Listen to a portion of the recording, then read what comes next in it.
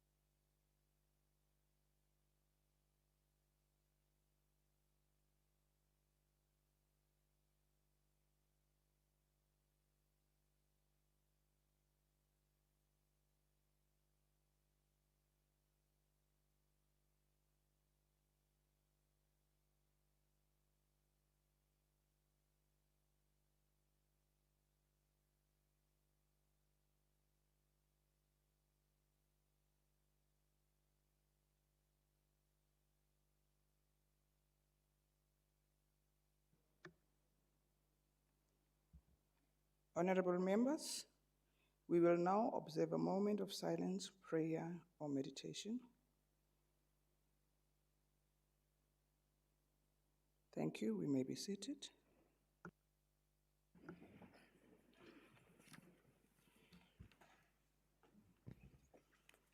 Honorable members, I'm pleased to announce and introduce to this House the newly appointed Public Service Commissioner of the Northwest, a position which has been vacant for over 4 financial years. Her appointment was finalized after rigorous processes of the ad hoc committee chaired by the Chief Whip of the House, Honorable Kagiso.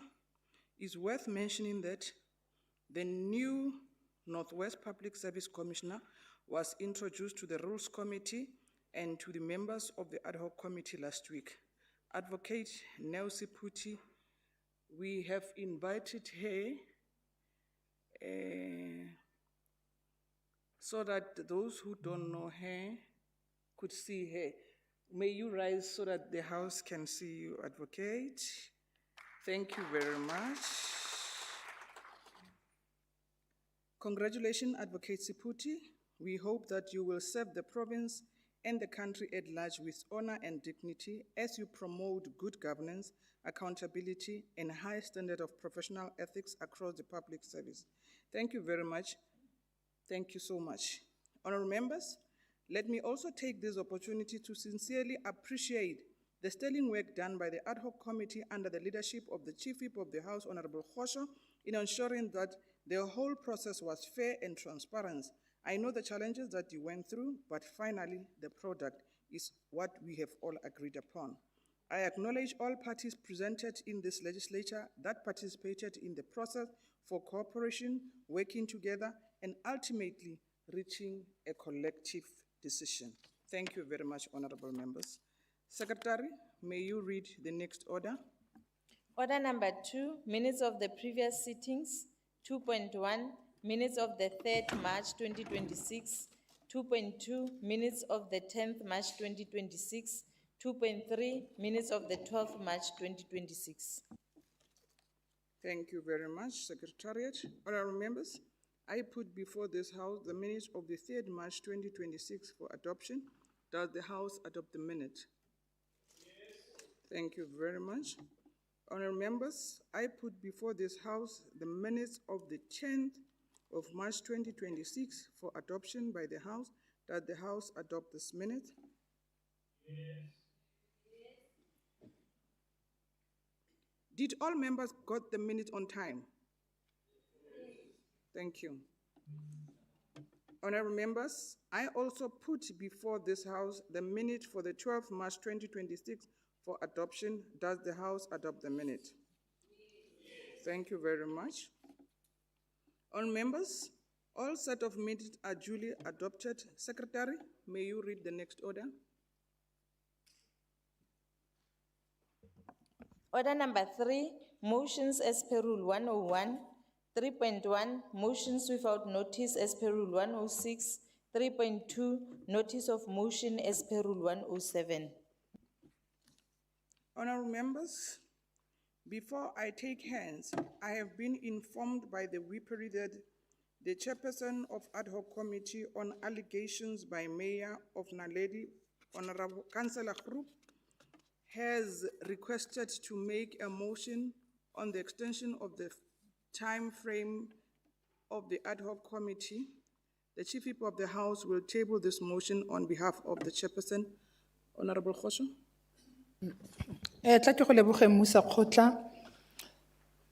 Honorable members, I move without, through you, Madam Speaker, I move without notice in terms of Rule 106 of the Standing Rules of the Legislature that this House, noting that the House has resolved to establish an ad hoc committee to investigate the allegation made by Councillor Group against the Premier of the province, noting further that the House has resolved to extend the due date of submission of the ad hoc committee report with findings and recommendations to the House to be on or before the 31st of March 2026.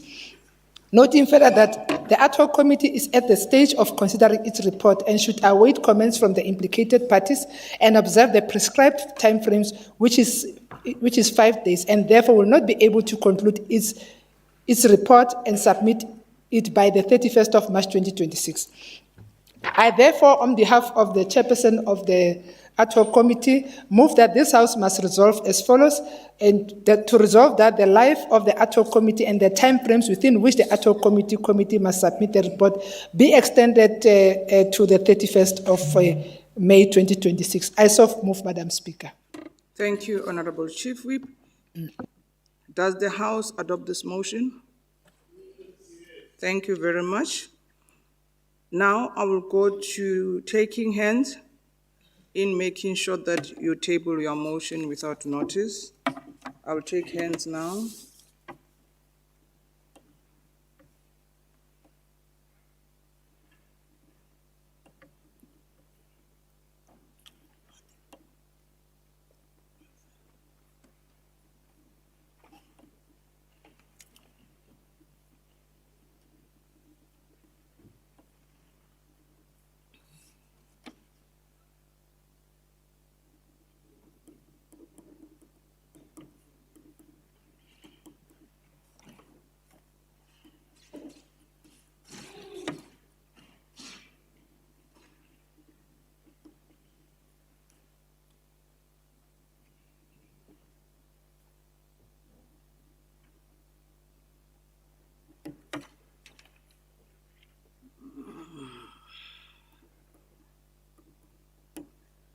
In case I have, okay.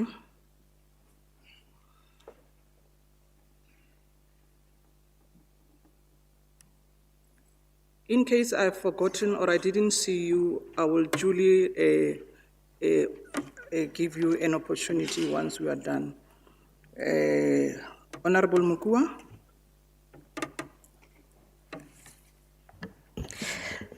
Thank you, Honorable Speaker.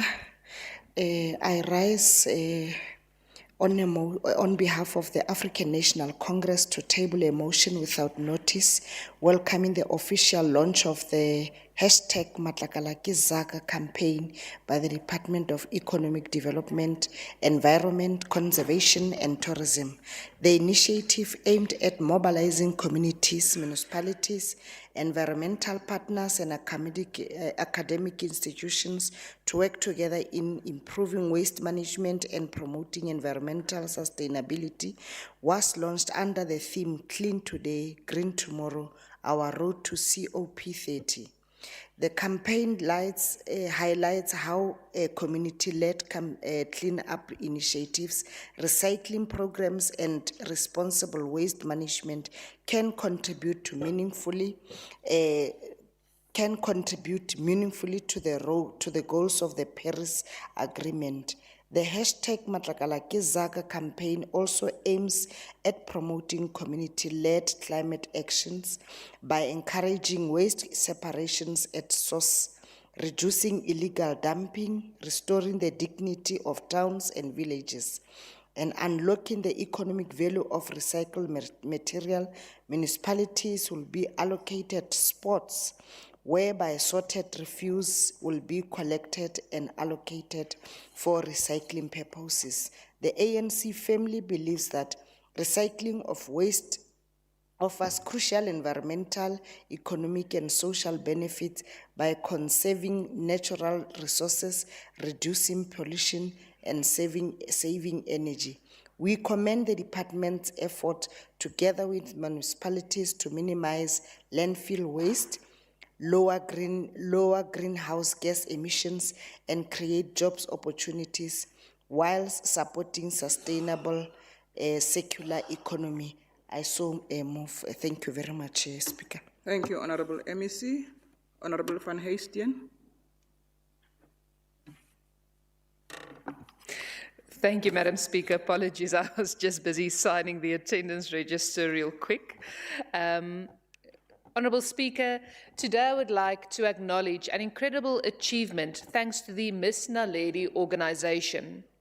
Now, we've seen the crowning of Miss Naledi 2025, namely Khalalethu Molumunyane, our Miss Naledi for 2025, and we also saw the crowning of our Miss Popularity, Mbali Nkumane. But following that crowning, they have done a lot of fantastic groundwork. They've also had a retreat at the Wild Coast Sun for development and enrichment, which, while this experience celebrates their success, it also created the space for reflection, growth, and purpose. It is encouraging, Madam Speaker, to see platforms like Miss Naledi placing strong emphasis on youth and female empowerment, developing confident, capable young women who are ready to lead and uplift their communities. This initiative, Madam Speaker, highlights the importance of investing in young women, not as voices of change and not only as ambassadors of beauty, but as voices of change and drivers of progress. By equipping them with vision and purpose, we are building a generation that will champion opportunity, resilience, and community development. Madam Speaker, I'm a firm believer of equal opportunity. But these young women have shown us that when given that opportunity, they make good choices to build on their futures to come. These young women embody the strength and potential of our nation's youth, reminding us that when women rise, communities rise with them. Madam Speaker, let us congratulate these young women for their continuous efforts to build their own futures. But let us also find inspiration to also continue building our own futures as a province. I thank you, Madam Speaker. Thank you very much, Honorable Van Heestien. Honorable Dabampi.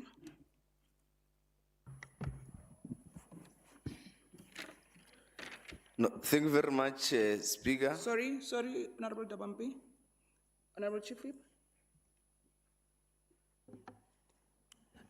Speaker, I thought you'll invite for any responses. Mara ka mo bua le I'm not motlogetse myself hela. today.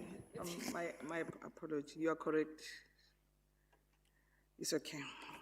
Colleagues, my apologies. I was supposed to have started when Honorable Mukua raised the motion. If there's anybody who want to respond, or any member who wish to respond, can I start from that point? That I allow any member who had wished to respond to Honorable Mukua, and then we come to the motion of Honorable Van Heijden. My humble apology. Any member who wishes to respond to the motion by Honorable MEC Mukua? Honorable Matuani and Honorable Mwema.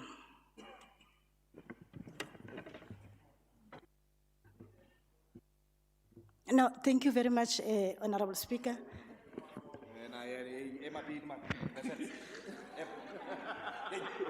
But last time I checked, I get account to go I get report to go Last Honorable time I members, checked, not I get today. report to go Honorable Speaker, Matuani. can you protect me? Honorable No, members, Speaker, not can today. you protect me? Honorable members, Honorable MEC, Honorable MEC, please, not today. Please, not today. With due respect, not today. Can you I'm borrow? humbly Can you borrow requesting. him your Honorable seat, MEC, Speaker? please don't do that. Honorable Matuani, can you continue with your response? No, thank you very much, Honorable Speaker. Honorable Speaker, my submission is that the name hashtag Matakalakizak is not a proper name. You must give it Andris Tatani Cleaning Campaign. Thank you. Honorable Moema. No, thank you very much, Honorable Speaker. One, as the EFF, we feel strongly that it is a good initiative because one, it seeks to create a conducive living environment. Two, our people will be able to then generate something for a living. But lastly, we want to make it known that this should not be the last program because firstly, our people are unemployed and we know the ANC government, it is incompetent. They will then turn this into a job creation. Last time they could not present that clear and concrete strategy in terms of how are they going to create millions of sustainable jobs. So we still need sustainable jobs while we still support that it is a good initiative. Thank you, Chairperson. Thank you, Honorable Speaker. Thank you very much. We now come to the motion of Honorable Van Heijden. Any member wish to respond? Chief Whip? No, ke a go leboga, Musa Kgotla. I think, Madam Speaker, as the African National Congress, let's welcome the motion brought by Honorable Van Heijden in terms of the young women who are starting to reposition themselves in the space of development, in the space of participating on issues of social cohesion. And as African National, we therefore would want to congratulate them and wish them well and continue to be supported by all of us in the communities. I thank you. Thank you very much, Honorable Chief Whip. Honorable Dabampe, you were already standing. Can you come with your motion? No, thank you very much, Speaker. I rise on behalf of the Economic Freedom Fighters to table a motion without notice congratulating Tebetsi Leikalafeng for being conferred as the second Chancellor of the Solplaki University last week at his investiture, which was attended by various dignitaries, including chancellors, vice chancellors, convocation presidents, traditional leaders, members of parliament, business leaders, showing how mass in character Tebe is.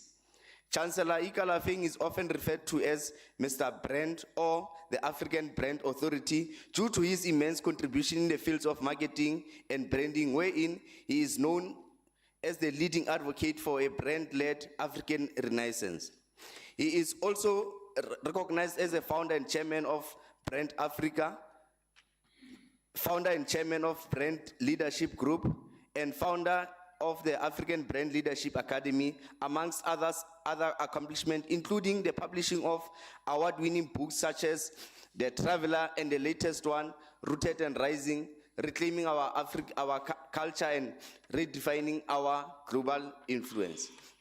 Hailing from Kimberley himself, his appointment serves as a full circle moment in his career wherein he can show in his community the same way he has shown in the continent.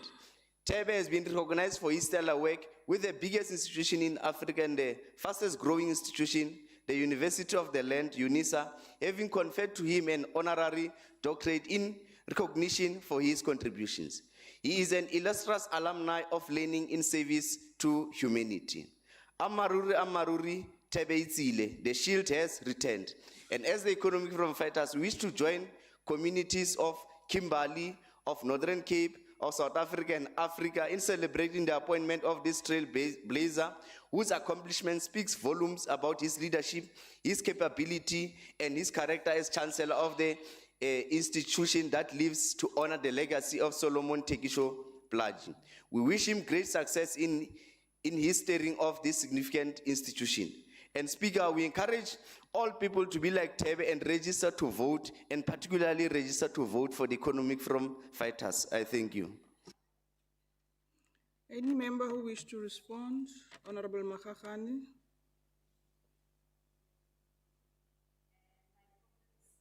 You can use the chief one.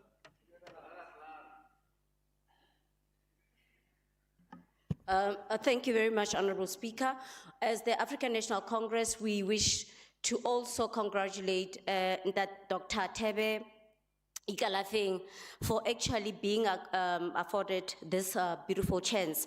But also, Speaker, we also want to highlight that the gown that he was actually wearing was actually designed by a designer from Kimberley, also Tebe Itzile Magugu, who is also a renowned international designer. And we also need to highlight, as I always say and ask in this house, that we have to continue wearing South African designs, making sure that we put them on the world stage. Magugu himself has released 11 solo collections under his name, and actually has collaborated with international brands like Dior, Adidas, AZ Factory. So we also congratulate Dr. Tebe Ikalafeng. Thank you. Thank you very much, Honorable Makgakane. Honorable Molapisi, your motion.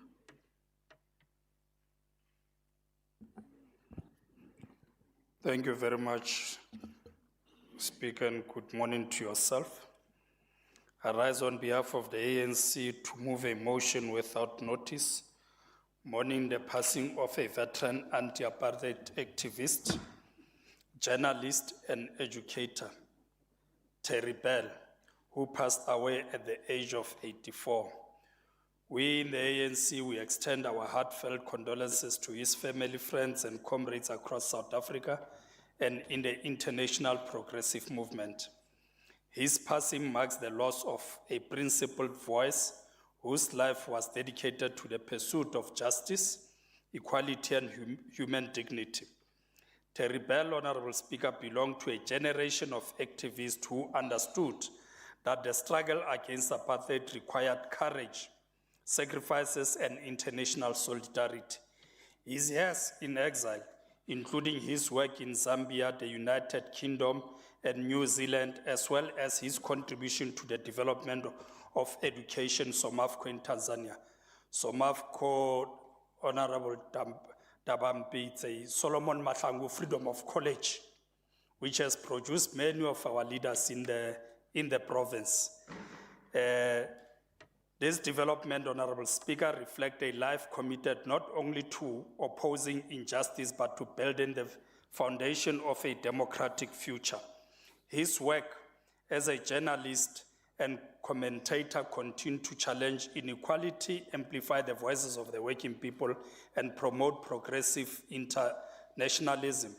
The ANC recognizes and honors Terry Bell's role in the global anti-apartheid movement and his lifelong dedication to justice.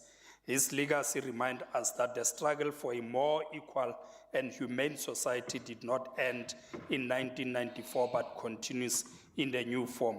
May his life inspire future generations to remain steadfast in the pursuit of freedom, solidarity, and social justice. I thank you. Thank you, Honorable MEC. Does any member wish to respond? Thank you. Honorable Kodisang.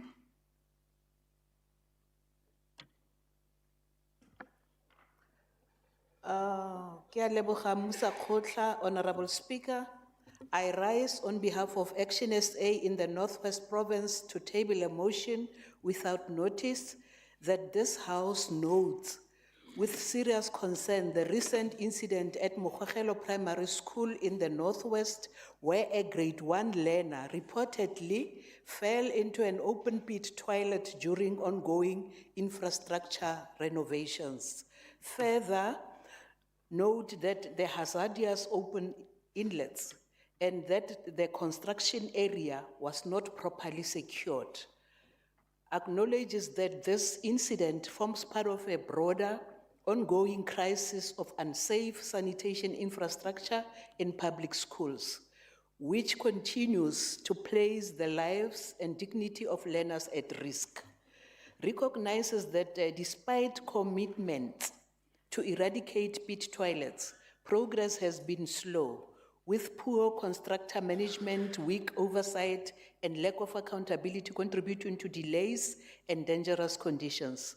We call on the Department of Education and relevant authorities to urgently fast-track the complete eradication of pit toilets in all schools across the province, to ensure that all infrastructure projects are properly secured, monitored, and completed within stipulated timelines. Take immediate disciplinary action against contractors and officials responsible for negligence in this matter. Furtherly, calls for a comprehensive audit of all school sanitation projects in Northwest to prevent similar incidents and safeguard learners. I so move. Thank you very much, Honorable Kodisang. Any member wish to respond? Honorable Mutsumi. Indeed, Honorable Speaker, it is an unfortunate incident that happened in that particular school, but I'm a little bit confused because the statement suggests that there are renovations there. We are dealing with issues of pit toilets and sanitation, but at the same time, the Honorable Member is not happy. I thought maybe nothing a statement to say that we must make sure when we continue to renovate and make sure that we eradicate these pit toilets, we make sure that we prioritize safety of our learners, which remains our priority.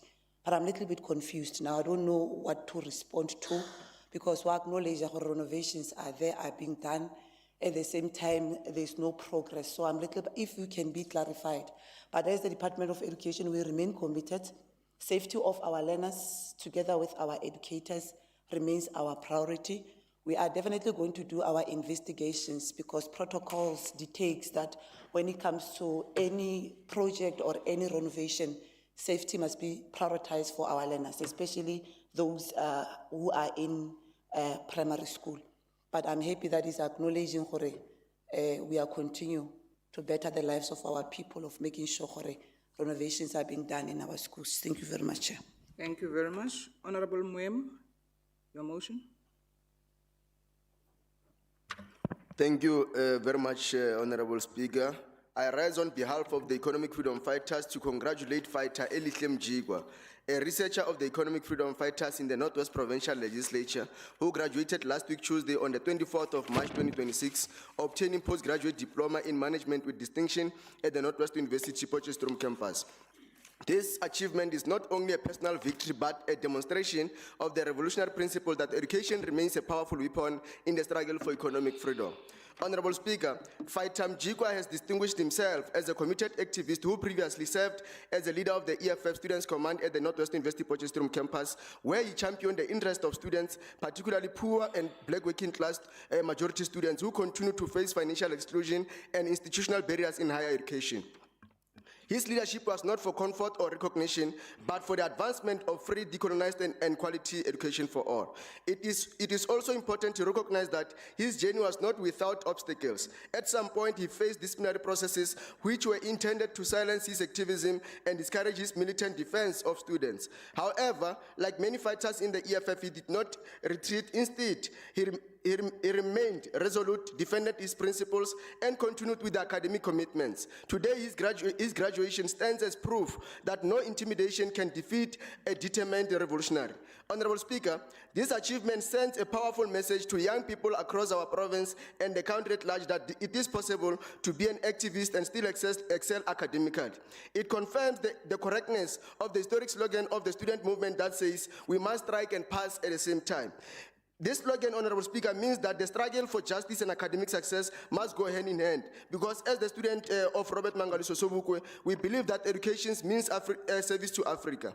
The economic freedom fighters therefore takes this opportunity to salute Fighter Mjikwa for this achievement and wishes him strength as he continues to serve our people with his knowledge, discipline, and revolutionary consciousness. Lastly, Honorable Speaker, we encourage the residents of the Northwest Province and citizens of South Africa at large to vote for the EFF in the coming local government elections. EFF inspires confidence, leadership, and EFF is the last hope for our people. Thank you. Thank you, Honorable Speaker. I so move. Thank you very much, Honorable Mwema. Does any member wish to respond? Honorable LGB. No, Honorable Speaker, later as the African National Congress, we are joining hands in congratulating the researcher who happens to be a fighter. But I'm having a problem with the last statement because I believe that the researcher, he's a beneficiary actually of this legislature, and this legislature is led by the African National Congress. So why should people vote for EFF, whereas the very same ANC, they've empowered the very same fighter? So this thing, it must encourage the fighters in making sure they encourage others to vote for ANC so that more fighters graduate. So I remove only that thing as credit as belonging to any. The Speaker of this legislature belongs to the African National Congress.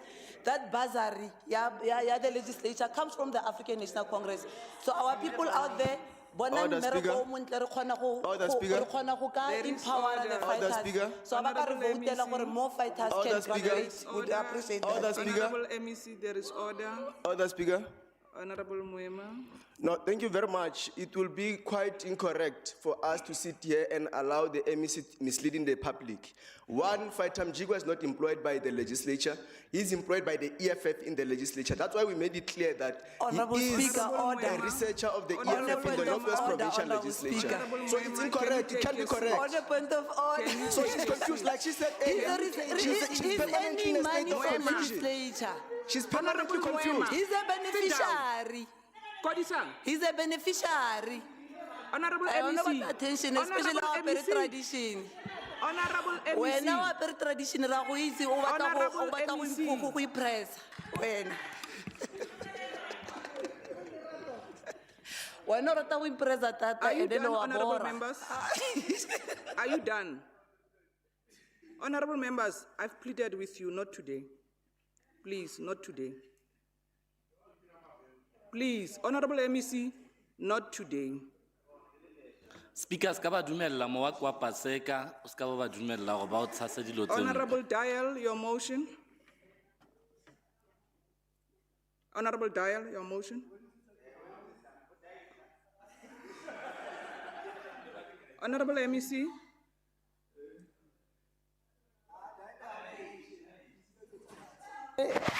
Now I'm confused, Honorable Speaker, because I thought you noted Honorable. No, I've noted Honorable Dial. I thought you were raising an order. Yeah, man.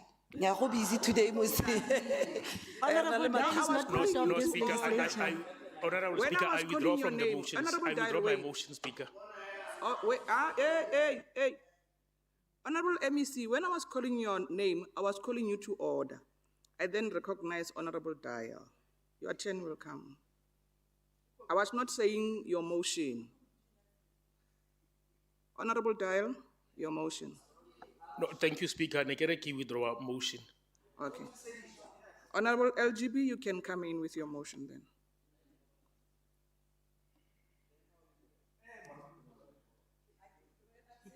I'm also equal member.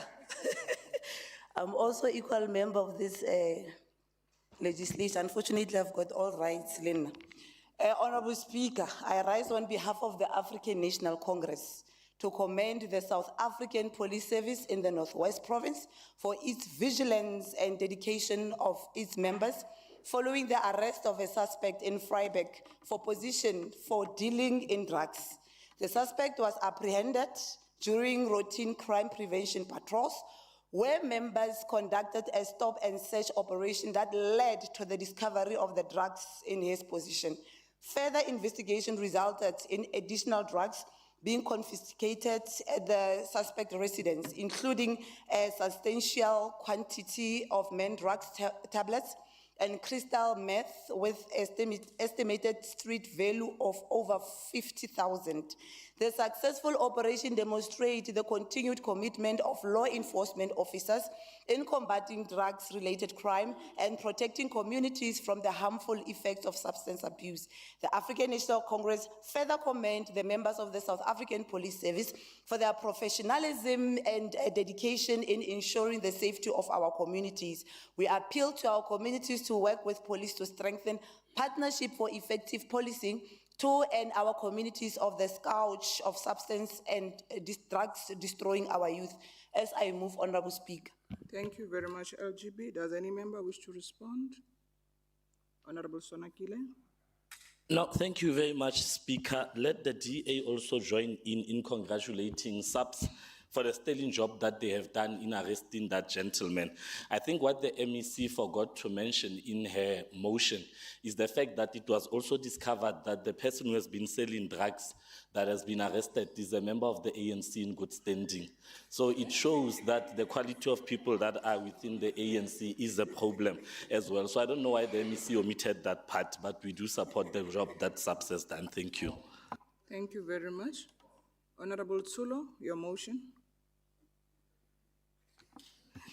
Thank you very much, Honorable Speaker. Honorable Speaker, I rise on behalf of Umkhonto weSizwe Party to table a motion without notice in order to congratulate the President General of Umkhonto weSizwe Party, Nxamalala Jacob Zuma, on his upcoming 84th birthday. President Zuma was born on the 12th April 1942 at KwaNxamalala in Nkandla, Northern KwaZulu-Natal. He served as a state president of South Africa from 2009 until 2018. He joined the ANC Youth League and SACTU in 1959 and has been an active member of the African National Congress during the Defiance Campaign, the adoption of the Freedom Charter held in Kliptown in 1955, the anti-pass campaigns, and the historic 1956 Women's March to the Union Buildings. President Jacob Zuma was recruited into Umkhonto weSizwe military wing by the liberation struggle stalwart, the late Moses Mabhida. He was arrested in June 1963 near Zeerust in Groote Mariko in the present-day Northwest Province. On the 12th August 1963, he was sentenced to 10 years imprisonment on Robben Island. He was only 20. During his tenure as president, he established new government departments in line with the NDR objectives, such as the Department of Women, Children and People with Disabilities, Rural Development and Land Reform, Basic Education, Higher Education, Cooperative Government and Traditional Affairs, refocusing provincial and local government, human settlement, international relations and cooperation, defense and military veterans, thereby demonstrating care to ex-freedom fighters who gave up their lives for freedom. As we are continuing to celebrate, Honorable Speaker, President Zuma further established the National Planning Commission and produced the National Development Plan. The MKP would like to wish, or the Umkhonto weSizwe Party would like to wish President Zuma well on his 84th birthday that we are continuing to celebrate the whole April, Honorable Speaker. Thank you very much. Thank you very much, Honorable Tsolo. Does any member wish to respond? Honorable Sonakile, Honorable Matse, Honorable Chief Whip. No, thank you very much, Speaker. You know, Speaker, there's something that is a bit difficult with this motion. I don't know whether it is quite extraordinary or what, that this House is now being asked to celebrate a birthday that has not yet occurred. We are being told that it is coming in April. it is quite confusing. I don't know whether from the DA I must stand and say, happy birthday to her, birthday to come Tate Zuma, or what. But at this rate, we're gonna end up now debating even next year's birthday as a house, and this is very concerning. Thanks, Speaker. Honorable Martin. Thanks, Honorable Speaker. Just in addition, the honourable member must make a distinction between a decision of an individual and the individual implementing an organizational decision, okay? The second thing, very important, is to urge the honourable member to use the former president's birthday to do two things. One, allow you to go and elect your leader. Two, make a decision around dual membership. You can't be a member of MK, but wants to remain a member of the ANC. So we wish this should be part of what you direct to be done by the Honorable Zoom. Thank you. Honorable Speaker. Is there an order? Is there an order?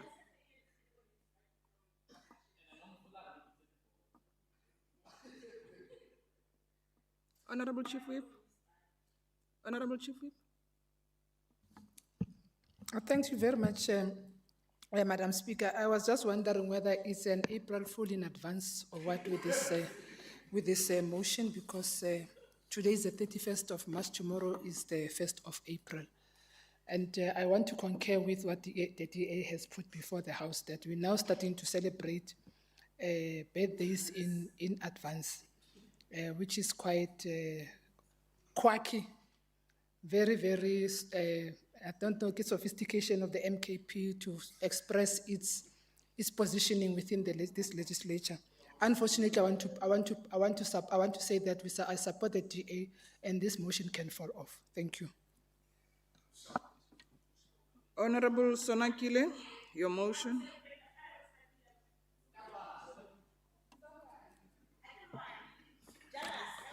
No, thank you. Thank you very much, Speaker. Speaker, can I be protected from query, Honorable Time? Honorable Sonakile, just hold on. Honorable Tsulo, I've requested all of you today, not today, no matter how you feel, handle fine nicely and keep quiet. You don't have to prolong your issue. You are causing this house to be a mockery, and that's not what I'm going to allow, unfortunately. Honorable Sonakile. Ke a leboha Musa Khotla hobane le nna ke mo leng teng ha ke tlo dumella honorable member ang low fees. I hereby move without notice that this House notes with grave concern the ongoing and visible public consumption of substances at the long-distance taxi rank in Mahikeng. Further note that this situation is not only unlawful, but is contributing to the rapid deterioration of public safety, dignity, and the well-being of commuters and residents. Acknowledge that young people in particular are increasingly exposed to and trapped in substance abuse in full public view with devastating social consequences. Recognizes that the continued lack of decisive intervention risks normalizing lawlessness in one of the most critical public transport hubs in the province. We call on the Executive Mayor, Councillor Tshepiso Mphetlo, together with the South African Police Services and all relevant law enforcement authorities to urgently intervene through visible policing, enforcement of bylaws, and coordinated social support programs, and urge that immediate sustained action be taken to restore order, protect vulnerable youth, and ensure that the Mahikeng taxi rank is a safe and dignified space for all. Honorable Speaker, our youth is perishing before our very eyes, and inaction is no longer an option. I so move. Thank you very much, Honorable Sonakile. Does any member wish to respond? Honorable Danchi, Honorable Makhakhane.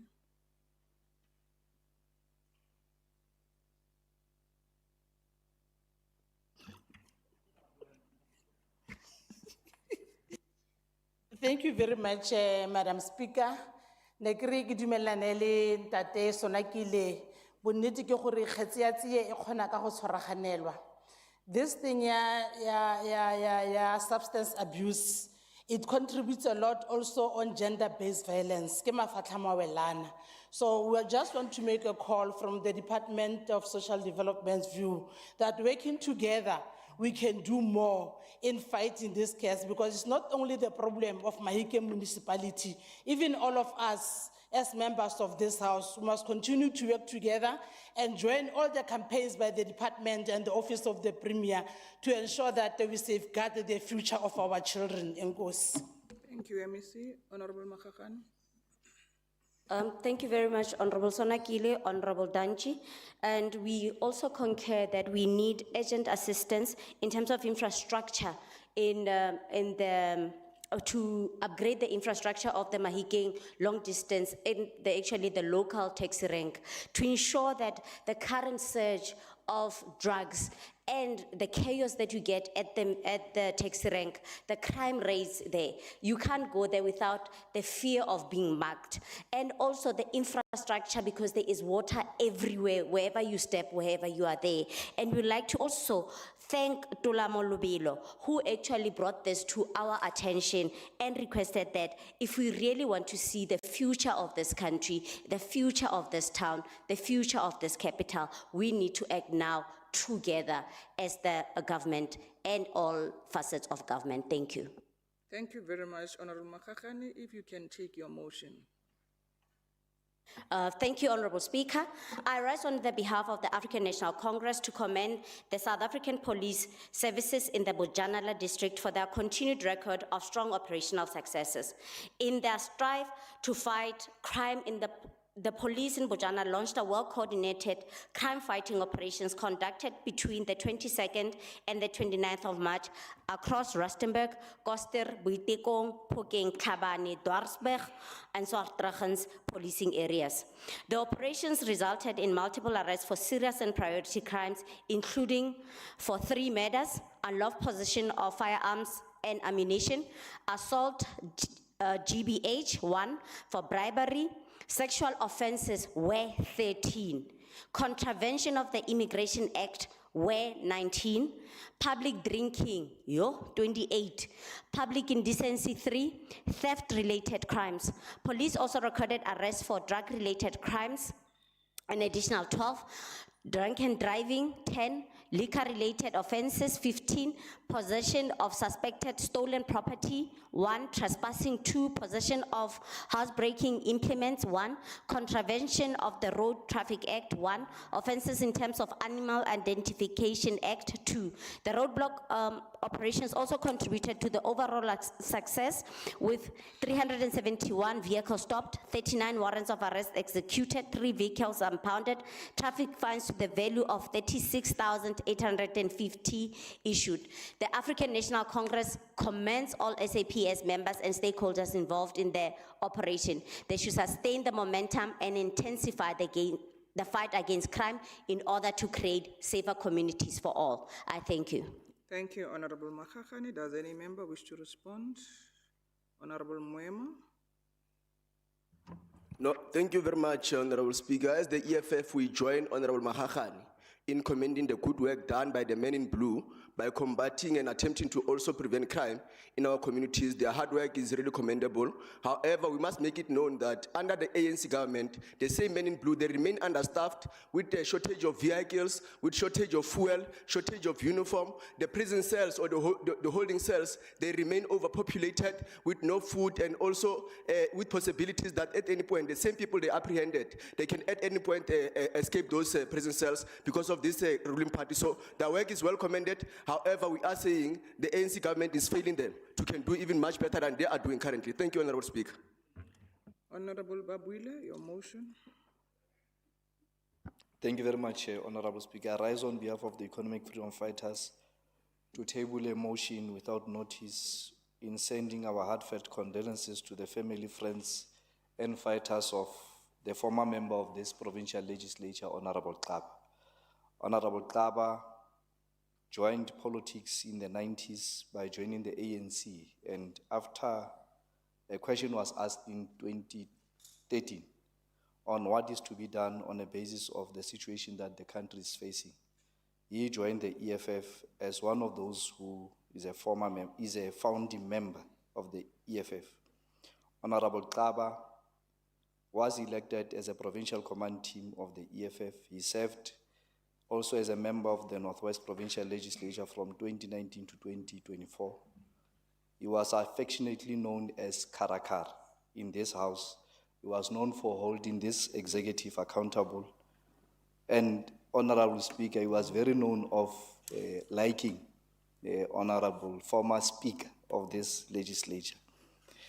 Honorable Kaba was buried this past Sunday in a village called Tshilila Molomo in Ratlo village.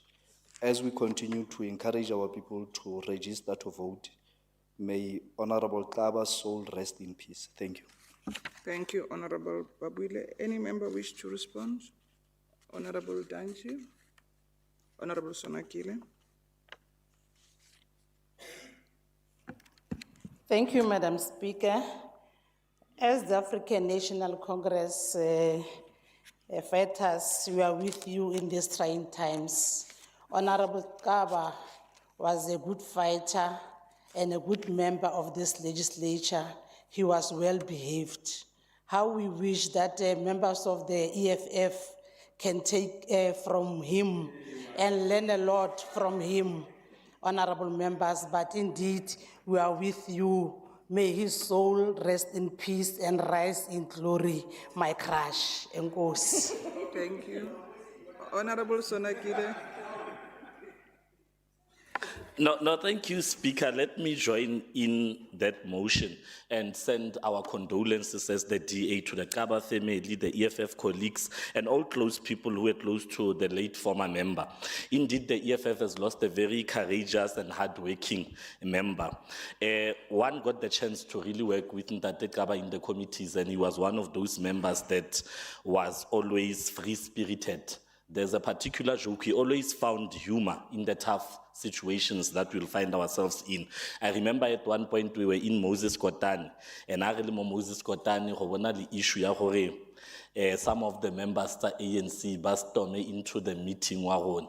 So Ntate Kaba always had a way of explaining all survivor from that meeting. I'm not going to say it today, but the former speaker knows Ntate Kaba because he used to just say it in the house. So a member or survived from that attack, but in a very humorous way. So may his soul indeed rest in peace. To the Kaba family. Thank you. Thank you. Honorable Lehari, your motion.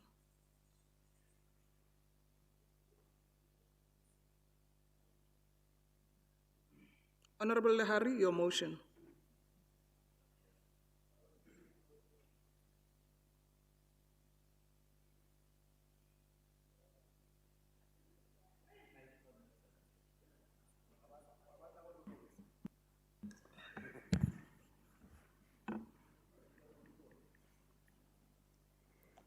Thank you very much, Honorable Speaker. I know Mr. Kaba very well, but let me stop there. Because Medanji covered me. We can't You have 3 minutes, MEC, to say your motion. But it's a sad moment. Honorable Speaker, I rise on behalf of the African National Congress to table a motion without notice welcoming the arrest of accused Mokgosi Ushumani for 8 years, who was sentenced to 4 life terms imprisonment by the Molopo Regional Court for multiple rape incidents committed between 2013 and 2016. Kushumani was convicted for a series of violent sexual offenses committed in Mawatu and surrounding areas, where victims were lured or overpowered before being sexually assaulted, attacked in separate incidents, and others accosted while with companions. Through meticulous investigation and the utilization of forensic DA evidence, the accused was positively linked to the crimes. He subsequently pleaded guilty to all charges, and the court then sentenced Kushumani to 4 life terms of imprisonment, which will run concurrently. As the ANC, we commend the court's judgment to declare Kushumani unfit to possess a firearm and direct for his name to be entered into the National Register for Sex Offenders. Perpetrators such as Kushumani must face the harshest hand of the law because such heinous crimes invade people's rights, and as a country with a constitution founded on the principles of human rights, we must continue to put in all efforts needed to restore public safety and protect the rights of all citizens. As the ANC, we applauded the investigation by the Sergeant Lorraine Simunza attached to the Provincial Serial and Electronic Crime Investigation, whose diligence and commitment was instrumental in securing the conviction. Such convictions send a strong message that perpetrators of gender-based violence will be dealt with, and that will not be a lawless country, as the right of our people will remain government priority to safeguard. Thank you very much. Thank you, Honorable MEC. Any member wish to respond? Honorable Moema. No, thank you, Honorable Speaker. I should wish to join the MEC in welcoming the sentencing of the perpetrators of gender-based violence, particularly with the rise of patriarchy in our society, femicide and infanticide. However, we are saying as the EFF that to denounce the scores or the scourge of gender-based violence is not enough. To run campaigns is not enough. We need to also protect victims. We also need to protect witnesses of such incidents. But lastly, we need to also support families of those who are killed through gender-based violence, because in most cases, our experience is that families, they end up not even being able to even attend court cases because they do not have money, they are unemployed, and the government end up abandoning them. It ends up being the victim, the perpetrator alone, appearing before the competent court of law, while the actual people who want to see justice taking place, they end up not even being able to take just one taxi to courts and back, because from time to time, there are postponements, there are reminders and so on. It ends up stretching the family psychologically and financially. So we want to see a government that budgets for such instances and providing necessary support to the families of those who lost their loved ones. Thank you, Honorable Speaker. Thank you, honorable members. Honorable Danji.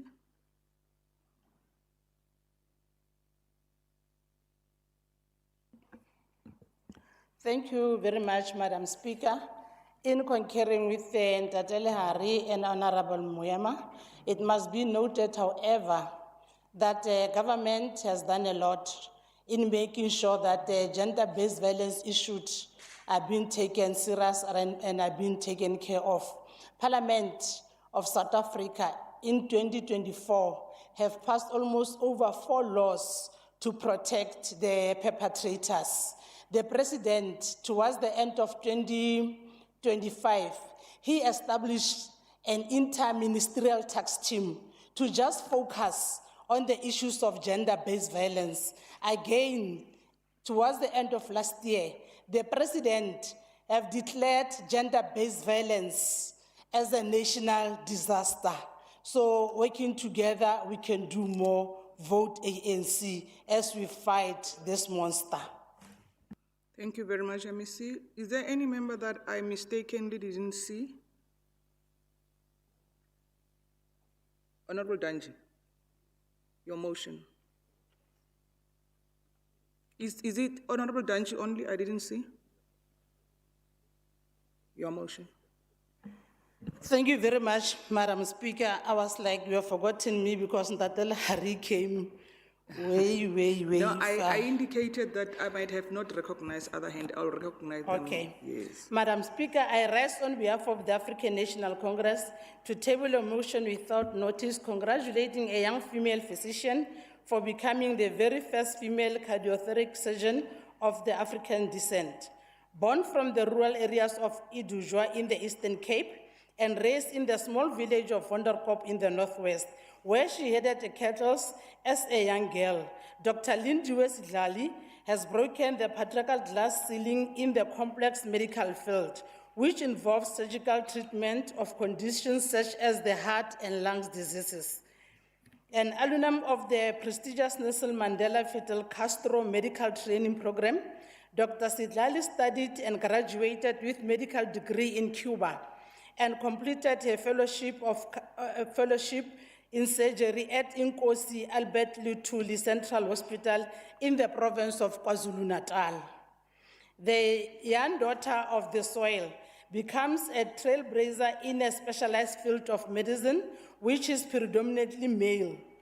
She defied all social constructed conventions despite her humble beginnings and previously disadvantaged background. Dr. Sitlali is an embodiment of perseverance, resilience, and commitment in which all girl children may draw inspiration, with the firm expectation that there is no limit in everyone's potential. The NC remains uneasy and committed in advancing the empowerment of women and continue to champion a society wherein every girl and every woman is able to pursue their aspirations and recognize that their potential is boundless and know that the future is bright for all our females. Vote ANC. Enkosi. Thank you, Honorable MEC. Does any member wish to respond? Thank you. Does the House adopt? Oh, you want to respond? Okay, Honorable Sonakile. No, it's a very short one, Speaker. We agree with the motion, except the last part, we are not voting ANC. Thank you. Okay. Does the House adopt these motions? Yes. Except the birthday one, yes. Yes. In due course, when the president of MKP have a birthday, we will definitely congratulate him on his birthday. For now, he's not birthday. Thank you very much. Are there any notice of motions? Can I see by show of hands?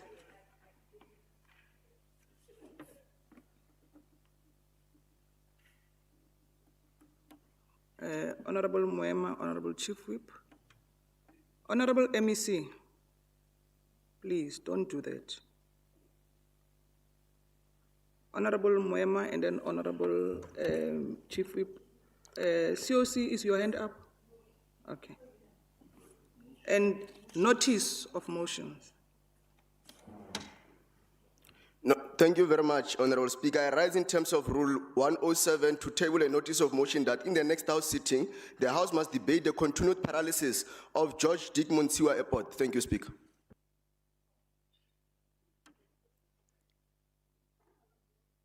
You withdraw. Any other notice of motion?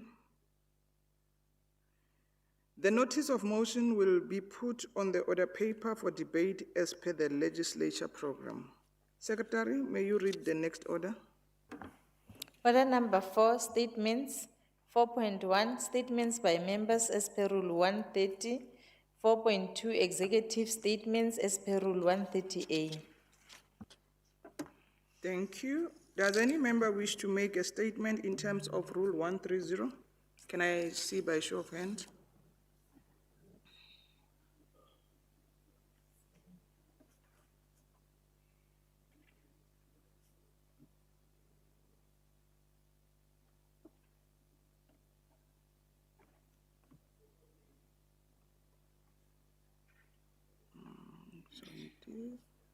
So long.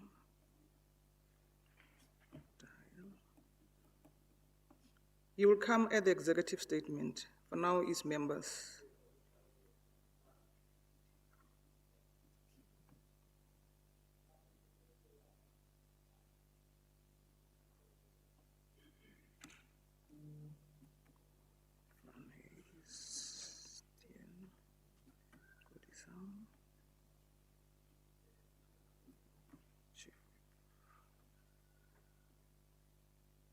I think I've captured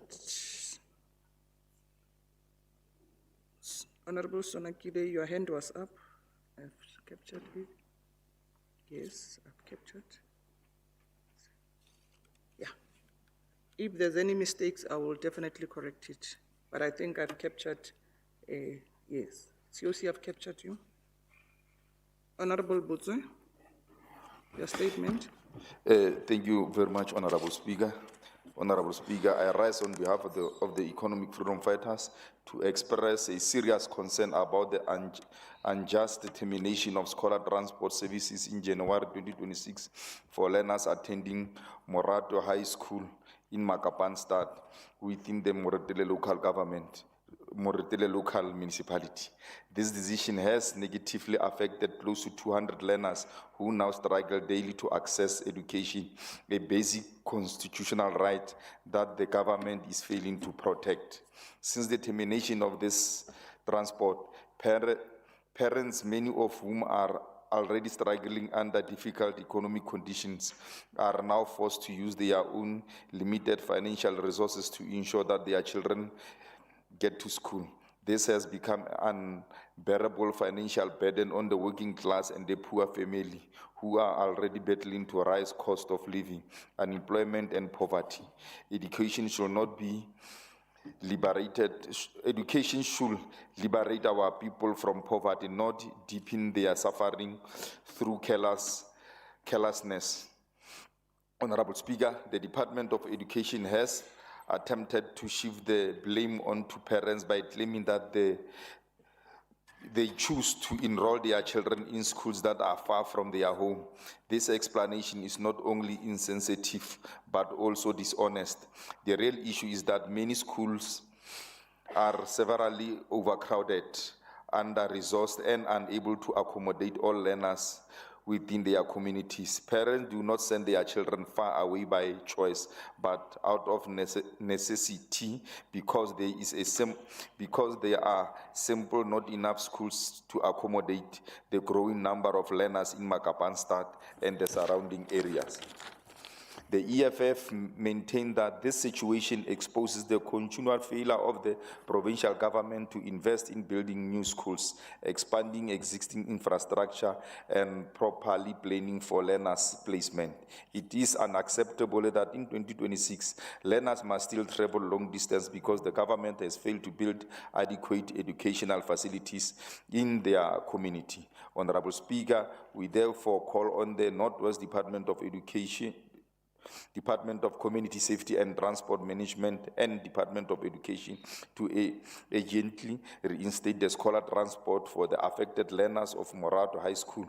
We further demand a clear plan to address overcrowding through the buildings of new schools, the expansion of the existing schools, and the proper resourcing of education system in Moretele local municipality.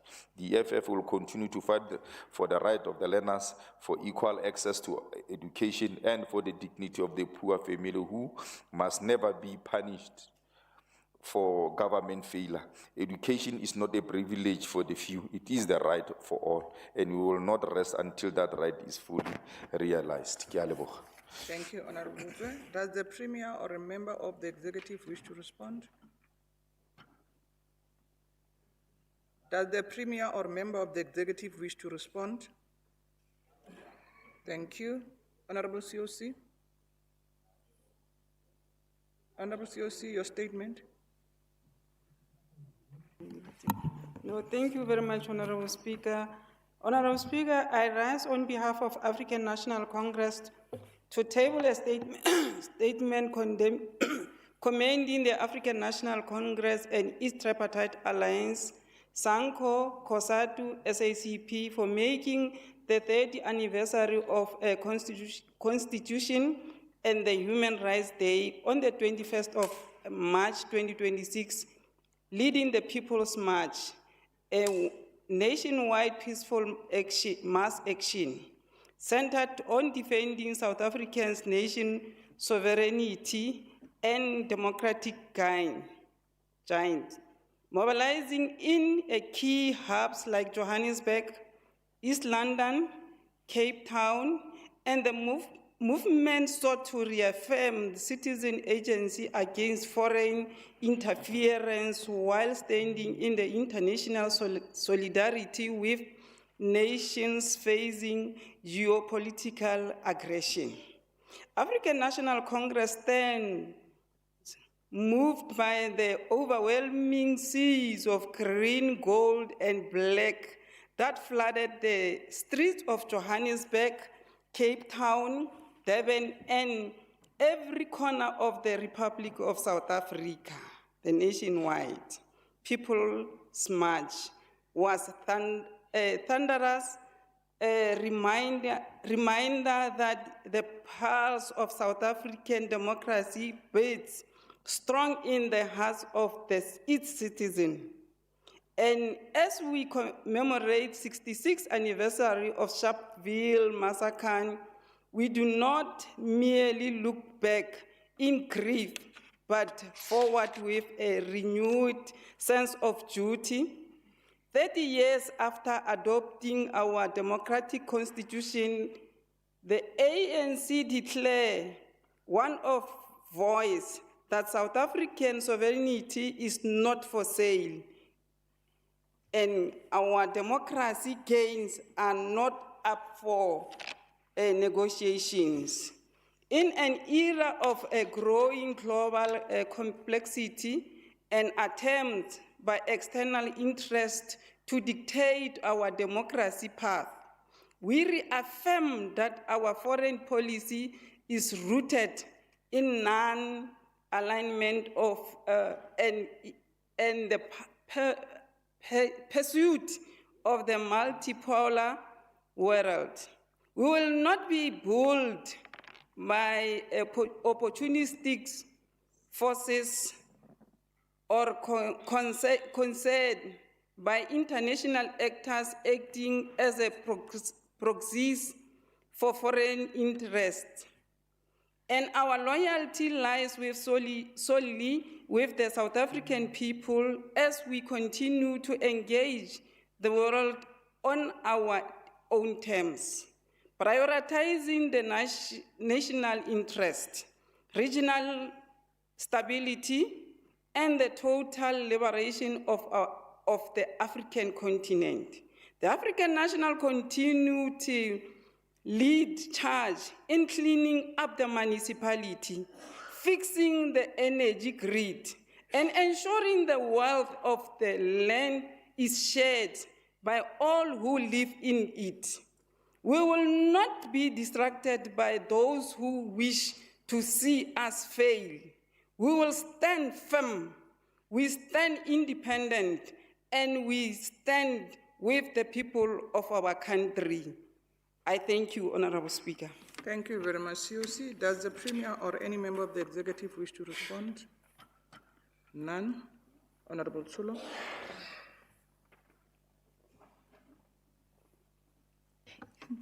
Thank you very much, Honorable Speaker. I rise on behalf of Umkhonto Wesizwe Party to make a member statement on the inhabitable Groote Mariko capture site.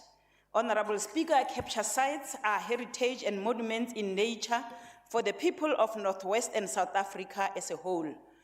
I happened to visit the Jacob Zuma capture site on the 7th of March 2026 on Saturday.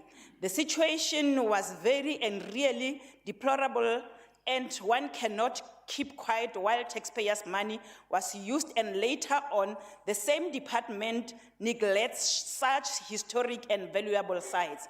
The Groote Mariko Jacob Zuma capture site is a heritage site in South Africa that marks the spot where former President Jacob Zuma was arrested in 1963 for his involvement with Umkhonto Wesizwe Party. Or Umkhonto Wesizwe, not Umkhonto Wesizwe Party, Honorable Speaker.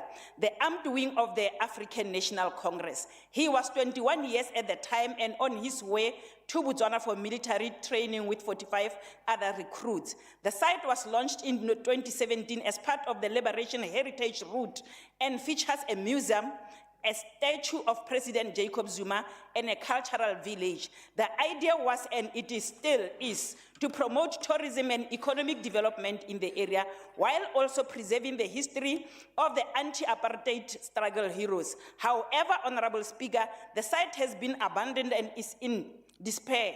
With no electricity or water, the building is leaking during rainfall, and there is no planned maintenance and daily care for this particular center. The grass is as tall as a giraffe, as I submit, Honorable Speaker. Thank you, Honorable Tsolo. Does the Premier or... Yes. Tsolo? Thank you. He must behave. Thank you. Does the Premier or any member of the executive wish to respond? Honorable MEC. Ke a leboga Musa Kgotla tla ke lebogele statement sa Honorable Tsholo mme ke indicate fela mo ntlong ya gago gore just like any other site ya rona mo province Jacob Zuma site ga se gore ga e tshwane le tse dingwe re a aware gore go na le mathata mo provinceng ka ntla di site tsa rona mme re le department re na le plan on place go dira gore di site tse di bereke mme ke indicate gape mo ntlong ya gago gore site ya bereka irrespective of the challenges go na le batho ba etang go siteng ke issue ya dipula le ko ntlong ga gona ntlo e sa neleng Honorable Tsholo wa itse mme ga e tshwana fela di site tse leng tse le gore na le tsona re na le plan gore re dira yang gore re kgone go dikoloma ka Honorable Tsholo jaaka ke ne setse ke kaile mo go wena ke a leboga Honorable Speaker. Thank you, Honorable MEC. Honorable Sonti, your statement. Thank you, Honorable Speaker.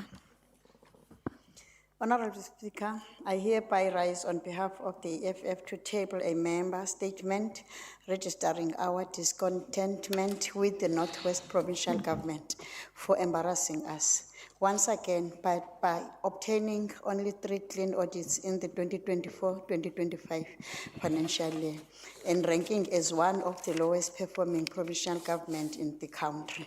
Honorable Speaker, there is a consistent contradiction between the positive tone the Northwest government presents its achievement with and the reports presented of the province by overseeing entities.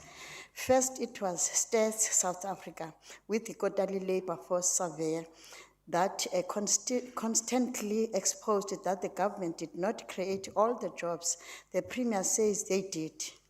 And now the Auditor General is exposing the horrendous state the provincial government is in, even though the Premier said they are making great progress in his State of the Province address.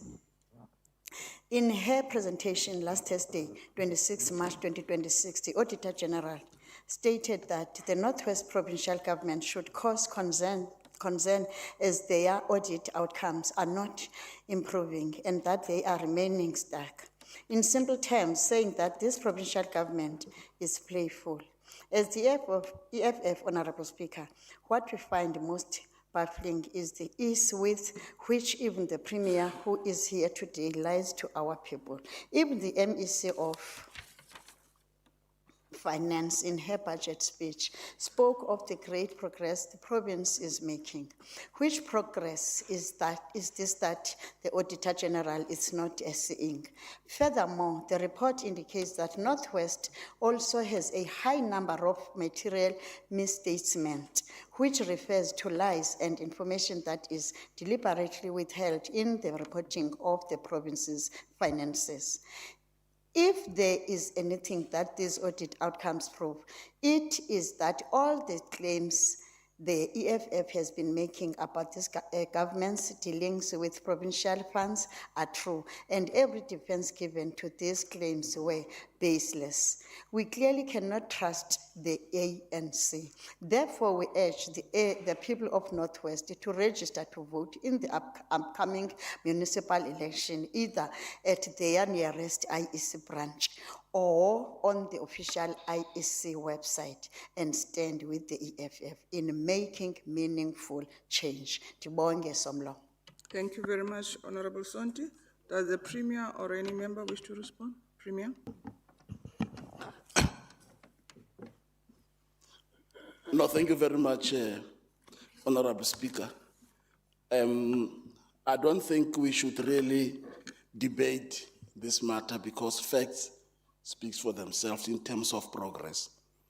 If you look at the provincial government performance as it relates to audit outcomes, departments, all of them, 9 of them, which are on an unqualified status, with only 1 department which is at the qualified status.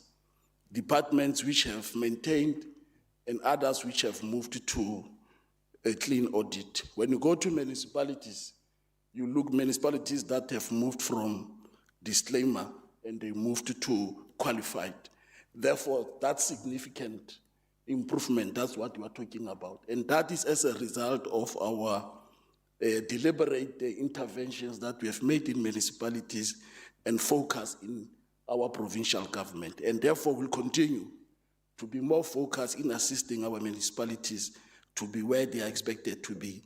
And I think that's what the Auditor General has also agreed. I'm not sure what the non-improvement is referred to in this instance. Thank you, Honorable Speaker. Thank you very much, Premier. Honorable Matse, your statement.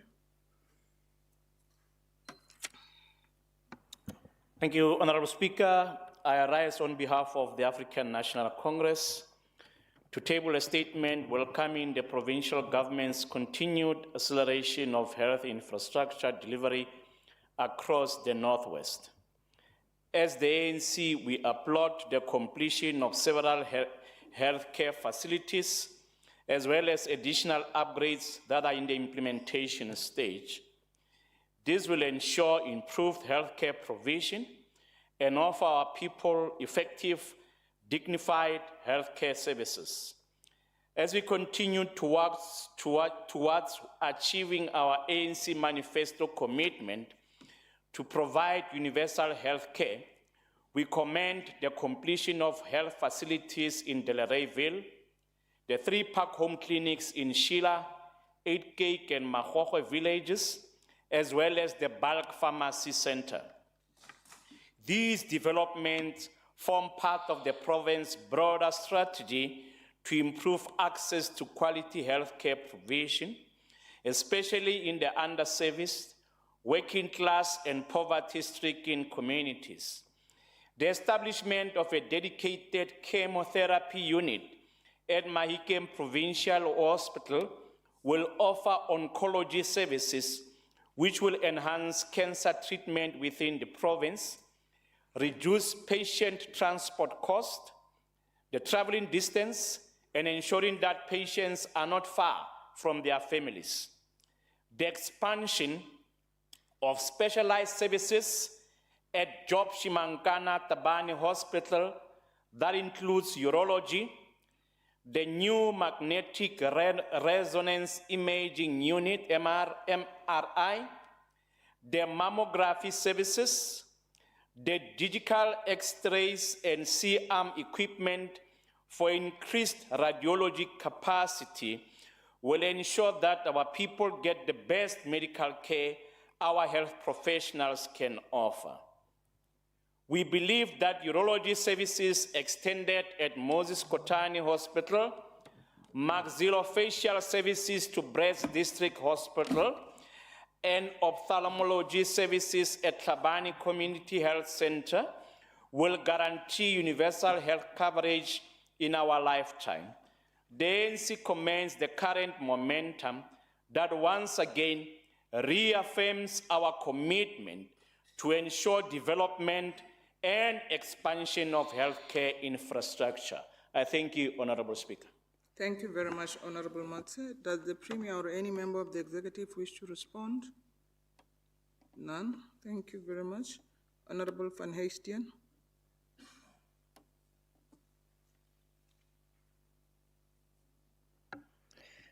Thank you, Madam Speaker. Madam Speaker, I rise to recognize the looming price hike that we are going to see in fuel coming 12 o'clock tonight. With effect from the 1st of April, we will have devastating consequences for the people of the Northwest Province. With petrol expected to rise by over 5 rand per litre and diesel by more than 9 rand per litre, South Africans are facing one of the most severe fuel shocks in recent history. These increases are driven by escalating international oil prices linked to conflict in the Middle East, a weakened rand, and a further 21 cent per litre hike in fuel levies. For the residents of the Northwest, the impact will be immediate and it will be severe, Madam Speaker. Ours is a province where long travel distances are the norm, not the exception. Workers often commute far to access economic opportunities, and these increases will drastically erode already stretched incomes. For many, the cost of getting to work may soon outweigh the benefit of having a job at all. Small businesses, particularly in agriculture, mining support services and transport, will be forced to either absorb these costs or they will need to pass it along to their consumers.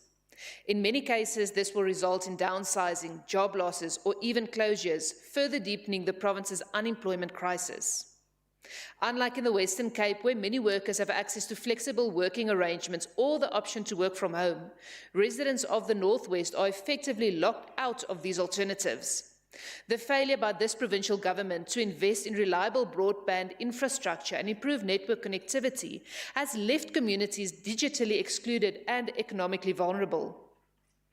The Democratic Alliance has put forward a clear and practical alternative to bring relief to all South Africans and the people of Northwest. This includes scrapping the 21-cent increase in fuel levies, conducting an urgent review of the entire fuel price structure, and introducing a more efficient, transparent pricing model.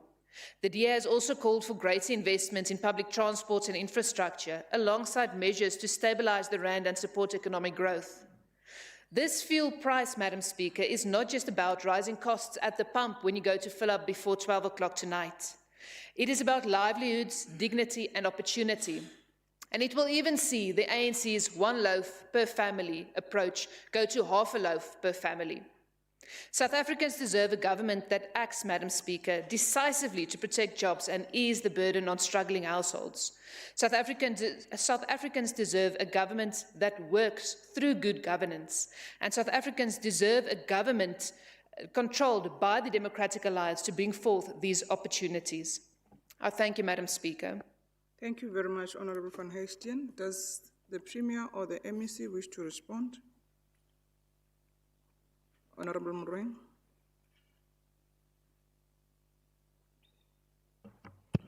Thank you very much, Speaker. The honourable member started very well and attributed this increase in as far as the fuel prices are concerned to the conflict in the Middle East. However, when she concluded her statement like expected, she deteriorated and want to attribute everything to the African National Congress, when the global community understands very well that the Middle East conflicts, they contribute to the global economy, which some of its effect is this increase in as far as the fuel levy is concerned. And if there's anything, she must blame that stupid Donald Trump that continues to cause conflicts. Thank you. Thank you, Honourable MEC. Honourable Dyer, your statement.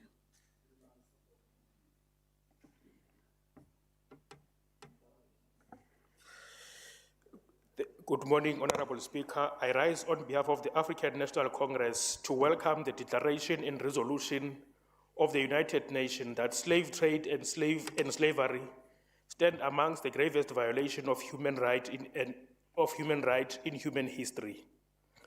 This declaration came after South Africa and other 123 countries supported a motion tabled by Ghana to vote in favor and in agreement that for more than 400 years, millions of people were stolen from Africa, put in the shackles and shipped to the New World to toil in cotton fields, sugar and coffee plantations under scorching heat and the cracking of the whip.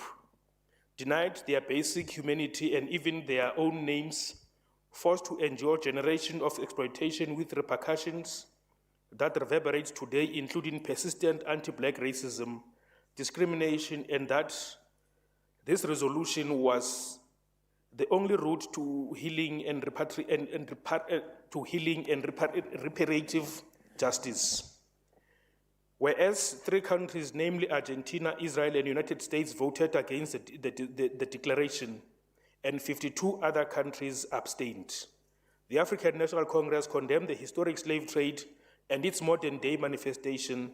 These acts of crimes against humanity and the legacies that fuel current racism, inequality, and human trafficking. The ANC remains an advocate of human rights, equality, and dignity. We will therefore continue to use these principles to combat the lingering socio-economic consequences of colonial-era exploitation and slavery. We join the global efforts to remember the abolition of slave trade, the legacy of slavery persists in racism and inequality, and the ANC remains committed to dismantling these legacies and building a better future and dignity, justice and prosperity for our people. Madam Speaker, I thank you so much. Thank you, Honorable Dial. Does the Premier or any MEC wish to respond? Thank you. Honorable Kodisang, your statement. Ke a leboga Musa Kgotla. Honorable Speaker, I rise on a statement on behalf of the Action SA to address a matter of urgent public concern affecting the community of Lochacheng in Ratlow Local Municipality. Honorable Speaker, residents of Lochacheng have over a prolonged period expressed deep dissatisfaction regarding the construction of Kagiso Barolong High School. While it is acknowledged that the construction is currently underway, the pace of progress remains a concern. This project has now dragged on for years, raising serious concerns about delays and project management. The community's frustration is both understandable and justified. There are growing concerns about whether public funds allocated for this critical education infrastructure are being utilized effectively and responsibly. Such delays not only erode public trust, but also directly undermine the constitutional right of learners to access quality education in a safe and conducive environment. Honorable Speaker, the people of Lochacheng deserve answers.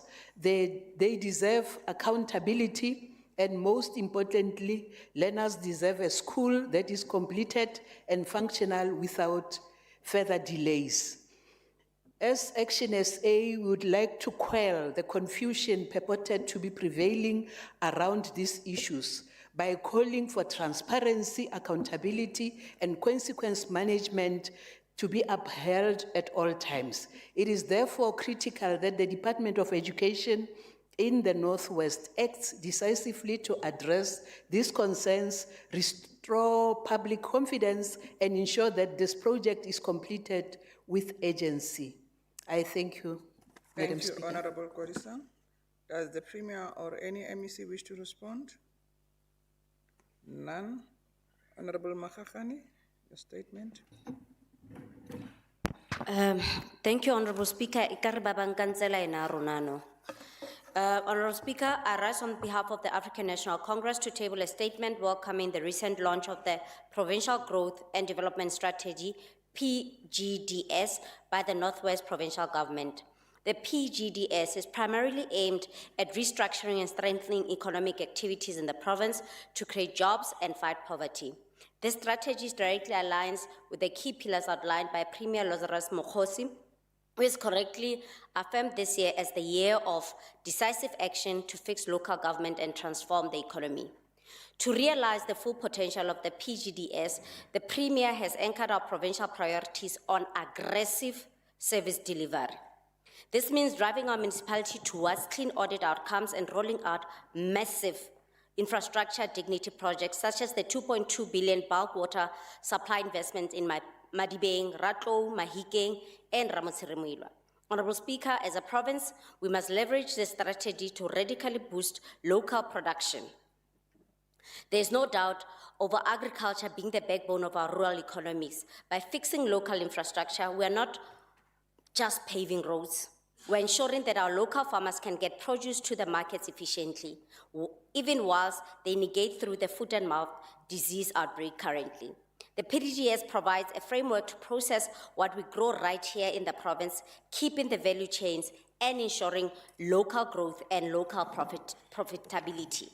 As the ANC, we are confident in its implementation will assist reset the provincial economy, attracting investors and spurring both urban and rural economies. However, strict monitoring of its implementation plan will be critical. This House has a mandate to ensure full implementation of the PDGS. Our interventions must remain sustainable if we are to successfully resurrect depressed mining towns, expand markets for our local farmers, boost tourism, and achieve total economic transformation. Therefore, we must register to vote, but register to vote the ANC. I thank you. Thank you very much, Honorable Makgakane. Does the Premier or any MEC wish to respond? None. Honorable Mwema, your statement. Honorable Speaker, I rise to express a serious concern about the growing problem of underage and illegal gambling in the Northwest Province, a matter that has recently been highlighted through findings by the Northwest Gambling Board.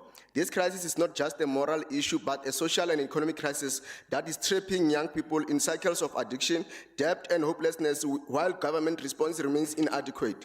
Honorable Speaker, recent interventions by the Northwest Gambling Board in schools such as Marikana High School have confirmed that underage gambling is becoming a serious problem, with studies showing that a significant number of high school learners have already been exposed to gambling despite it being illegal for persons under the age of 18 years of age.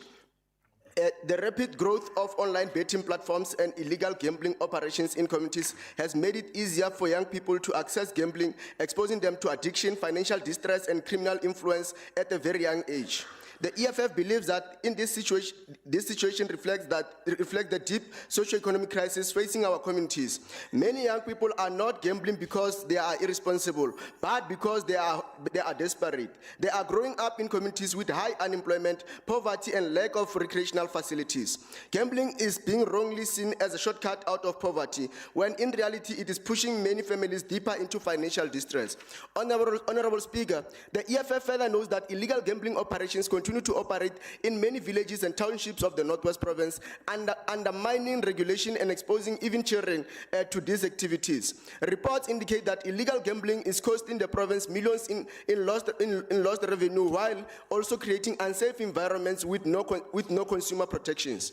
Therefore, gambling must never be allowed to become a survival mechanism for the poor, while big gambling corporations continue to make profits from the desperation of our people. The government must take decisive action to protect young people and the black working class communities. The provincial government must strengthen law enforcement operations against illegal gambling establishments, particularly those operating near schools and in residential areas. There must be a visible joint operations between the Gambling Board, SAPS, and municipalities. Secondly, a government must introduce stronger awareness and prevention programs in schools, including integrating gambling education into life orientation subject, so that learners understand the risk before they are exposed. Thirdly, the Department of Social Development must provide counseling and support programs for young people already affected by gambling addiction, including partnerships with community organizations. Fourthly, the provincial government must invest in youth development programs, including sporting facilities, libraries, skills development centers, and employment programs, so that young people have alternatives to gambling. Lastly, the EFF calls for stricter regulation of online gambling platforms, including stronger age verification systems to prevent access by minors. Honorable Speaker, the future of the Northwest cannot be a generation of young people who are trapped in betting shops instead of classrooms, or addicted to gambling mobile apps instead of pursuing education and productive economic activities. We must act now to protect the dignity and future of our youth. The EFF will continue to fight for a government that prioritizes the protection of the poor, the development of young people, and the regulation of industries that exploit desperation of our people. I thank you, Honorable Speaker. Thank you, Honorable Mwema. Does the Premier or any member wish to respond? Honorable Tlapi, Honorable Danji. Thank you very much, Madam Speaker. Let me also share the same sentiment with Honorable Member, but safe to say the Department of Economic Development has all these awareness plans on place. I know for sure that, more especially when coming to young people, Baba Gembolanga di 2 rand, di 5 rand, there is a program. We request your House, Madam Speaker, all seated here, gore ga ba bona le ga go na le metšhini yane e kontle Honorable Sonakile le reporte ko mapodiseng because Honorable Vessels also has a program e leng gore e thusa bana ba rona because it is indeed a concern gore bana ba rona ba starta go gamble ba sa le ba banyane. Ke nagana gore ke le Department of COSATMA together with Department of Economic Development and all the department that Honorable Moema has indicated has all those programs in place to make sure that they help our community in Northwest. Thank you very much. Thank you, MEC. MEC Danji. Thank you, Madam Speaker, I'm covered. Thank you very much. Honorable Sebekwe, your statement. No, thank you very much, Honorable Speaker. I rise on behalf of the African National Congress to table a statement noting with serious concern recent media reports premised on purportedly leaked documents which advance the insinuation that the organization has been subject to or complicit in foreign influence campaigns, including allegations of involvement with Russian or Iranian state actors. The ANC rejects these allegations in stronger terms and states unequivocally that there has been no foreign funding, direct or indirect, of any ANC electoral campaign. There has been no collaboration, coordination, or engagement with any foreign intelligence service, including those of the Russian Federation or the Islamic Republic of Iran. There has equally been no external influence, neither financially, strategic, nor political, on the ANC internal democratic processes and electoral outcomes. These claims are entirely baseless, devoid of evidence, and form part of a broader campaign of misinformation aimed at undermining the credibility of the movement and eroding public confidence in democratic institutions. It must be understood that the ANC, as a historic liberation movement with deep roots in international solidarity, has always maintained principled global relations grounded in anti-imperialism, mutual respect, and the sovereign equality of nations. Engagement with international stakeholders, including academics, journalists, diplomats, and policy institutions, is both legitimate and necessary in a democratic society. To distort such engagement into allegations of collusion is not only intellectually dishonest, but reflects the deliberate attempt to weaponize misinformation in pursuit of narrow political ends. The ANC will not be defocused by orchestrated narratives designed to delegitimize its historic mission or to weaken the democratic gains secured through struggle. We remain resolute in defending the sovereignty of our country, the integrity of our democratic processes, and the right of South Africans to determine their own future, free from both internal distortion and external interference. I thank you. Thank you, Honorable Sebekwe. Does any Premier or any MEC wish to respond? None. Honorable Sonakile, your statement. Thank you, Speaker. Speaker, on the 3rd of December 2025, during the Department of Water and Sanitation's Sanitation Month program in Pelinda, Batswain local municipality, residents raised concerns about failing water and sanitation services. These matters were committed to be escalated to the Ngakamudire Molema District Municipality as the Water Services Authority. Following this, the Deputy Minister of Water and Sanitation, Honorable Silosi Tolo, undertook a walkabout where a vulnerable family, including a teenage child living with a disability, was identified as having no access to sanitation. A commitment was made to restore dignity to this household. I'm pleased to report that through partnership with Amalulu and the local community, the Deputy Minister delivered a wheelchair-friendly, water-efficient sanitation facility. However, Honorable Speaker, while this commitment was honored, the broader concerns of the community remain ignored. Despite repeated correspondence since January 2026, the Ngakamudire Molema District Municipality has failed to provide any feedback or an action plan. Worse still, the district failed to attend the official handover with no representation whatsoever. This lack of accountability is both disappointing and unacceptable. Communities cannot be abandoned in this manner. At the same time, this intervention demonstrates what can be achieved when government, the private sector, and communities work together. Honorable Speaker, will continue as the DA to champion dignified, practical sanitation solutions and demand accountability where it is absent. I thank you. Thank you, Honorable Sonakila. Does the Premier or any MEC wish to respond? None. Honorable Chief Whip, your statement.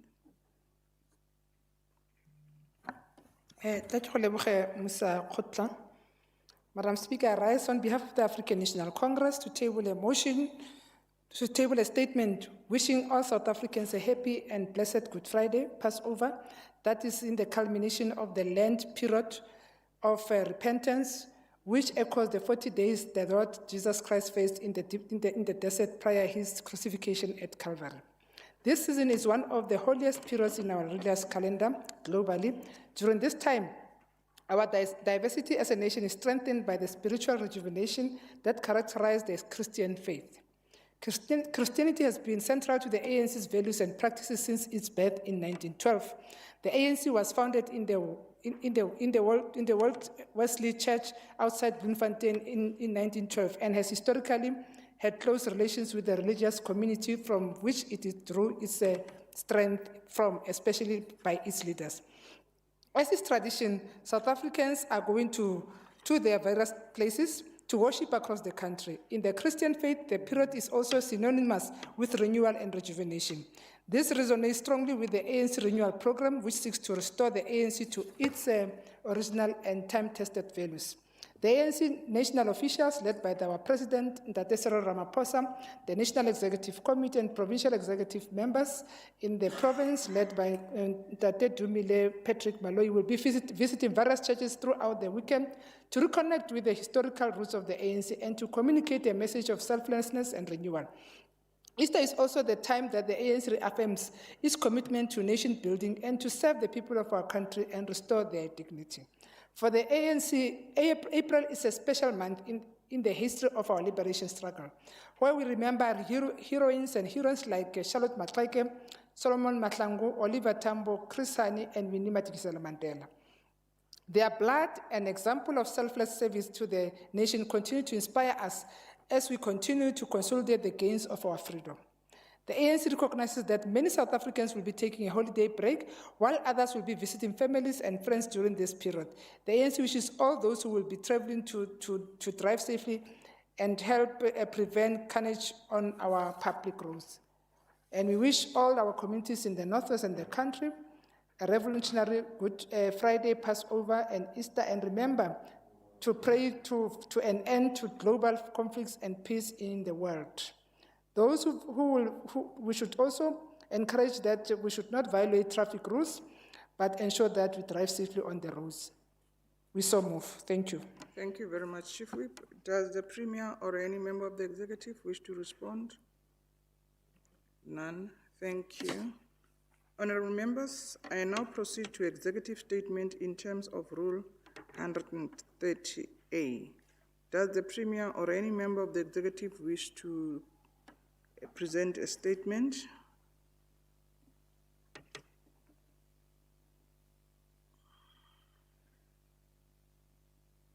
MEC Moring, your statement. Thank you, Madam Speaker.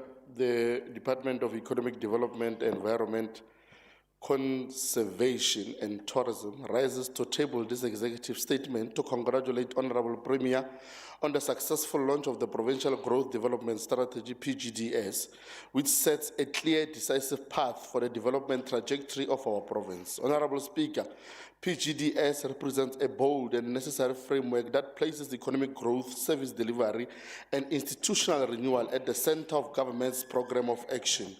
It provides strategic direction required to unlock full potential of our province and to ensure that development is inclusive, sustainable, and impactful.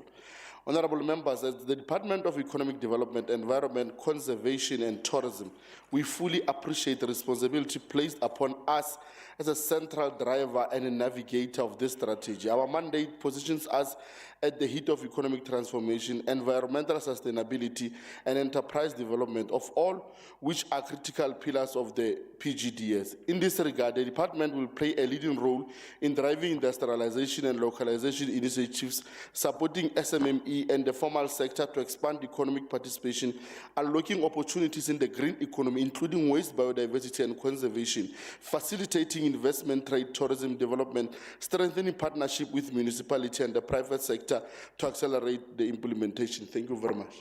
Thank you, Honorable MEC Morin. Does any member wish to respond? Thank you. Honorable Danchi, your statement.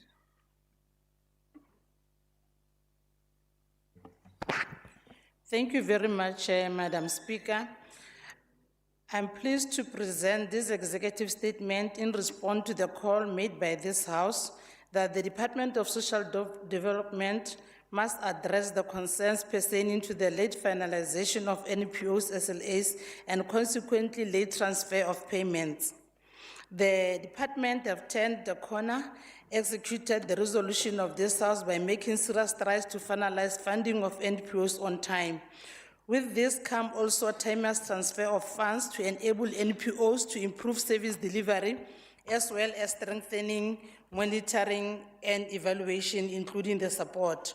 Today, I can confirm, Madam Speaker, to this House that the department has completed the assessment and validation, Honorable Van Hesten, of 353 business plans submitted by a non-profit making organization, positioning the department to beginning dispersing funds to qualifying organization at the start of the new financial year. This marks the first year in over 10 years that the department published the NPO funding process in the first quarter. Our aim is to ensure full compliance with the sector funding policy as we embark on improvement plans. The 353 business plans, Madam Speaker, mentioned above account for over 200,000 beneficiaries, and this will create 3,832 job opportunities across the province, while strengthening the delivery of essential services at the community level. From the total of these 353, it is worth noting that 86 NPOs were not funded in the previous financial year, but for now they are beneficiaries, and it also includes the new incomes in the field. Madam Speaker, I also like to urge the program managers within the Department of Social Development to make sure that they do what the portfolio committee led by Mayor Karabo Magagane normally say, monitoring compliance is very key. So without that monitoring of compliance of NPOs, this achievement will mean nothing. So it means that as the department also, we still have a role to play. Let me also take this opportunity to applaud and congratulate the department officials who have been responsible, taking sleepless nights to make sure that we realize this great achievement, and really appreciate the whipping and everything by the portfolio committee that pushed us to achieve this greatest achievement. Thank you very much, MEC. Does any member wish to respond to the statement, executive statement? Honorable Van Hesten. Thank you, Madam Speaker. Madam Speaker, the statement by the Honourable MEC for Social Development, it is welcomed, and the commitment by a department, as she's rightly indicated for the first time in many years, to comply with the sector funding policy is also welcomed. But we look forward as a portfolio committee and as the Democratic Alliance to see full commitment to the entire sector funding policy, which includes the annual increases to the various service providers, being the NPOs in the province, who give us these essential social services to the residents. I thank you, Madam Speaker. Thank you very much, Honorable Van Hesten. Honorable Tlhapi? Oh, okay. Premier, you don't have any statement. Thank you very much. Honorable members, we are done with statements. Secretary, may you read the next order? Order number 5, proceedings on bills. 5.1, Public Service Commission Bill B30B 2023, final mandate. Honorable members, the Standing Committee of the Oversight on the Legislature conducted public hearing in the 4th district of the province on the Public Service Commission Bill B30B 2023. the NCOP Select Committee receive and process the submission from provinces, the Standing Committee further agreed to submit the final mandate in favor of the bill to the NCOP. Does the House concur that the final mandate in favor of the Public Service Commission Bill B30B 2023 be sent to the NCOP? Yes. Yes. Thank you very much, honorable members. The final mandate in favor of the bill will be sent to the NCOP for further processing. Secretary, may you read the next order? Order number 6, announcements, tablings, and committee reports. Honorable members, reports have been tabled through the ATC and referred to the relevant committee for scrutiny and further processing. Committee report with recommendation were also tabled through the ATC. Does the House adopt the committee recommendation tabled as the House resolutions? Yes, Honorable Speaker. Thank you, honorable members. The committee recommendations are now adopted as House resolution. Secretary, may you please read the next order? Order number 7, debate on Freedom Day. Honorable members, Freedom Day is commemorated annually on the 27th of April to remind the people of South Africa the immeasurable sacrifice made by individuals and nations to break them away from the chains of unjust segregations by a selected few. The legislature has deemed it necessary to debate this day prior to its constituency period. I now call on Honorable Tlhapi to lead the debate. Honorable Tlhapi.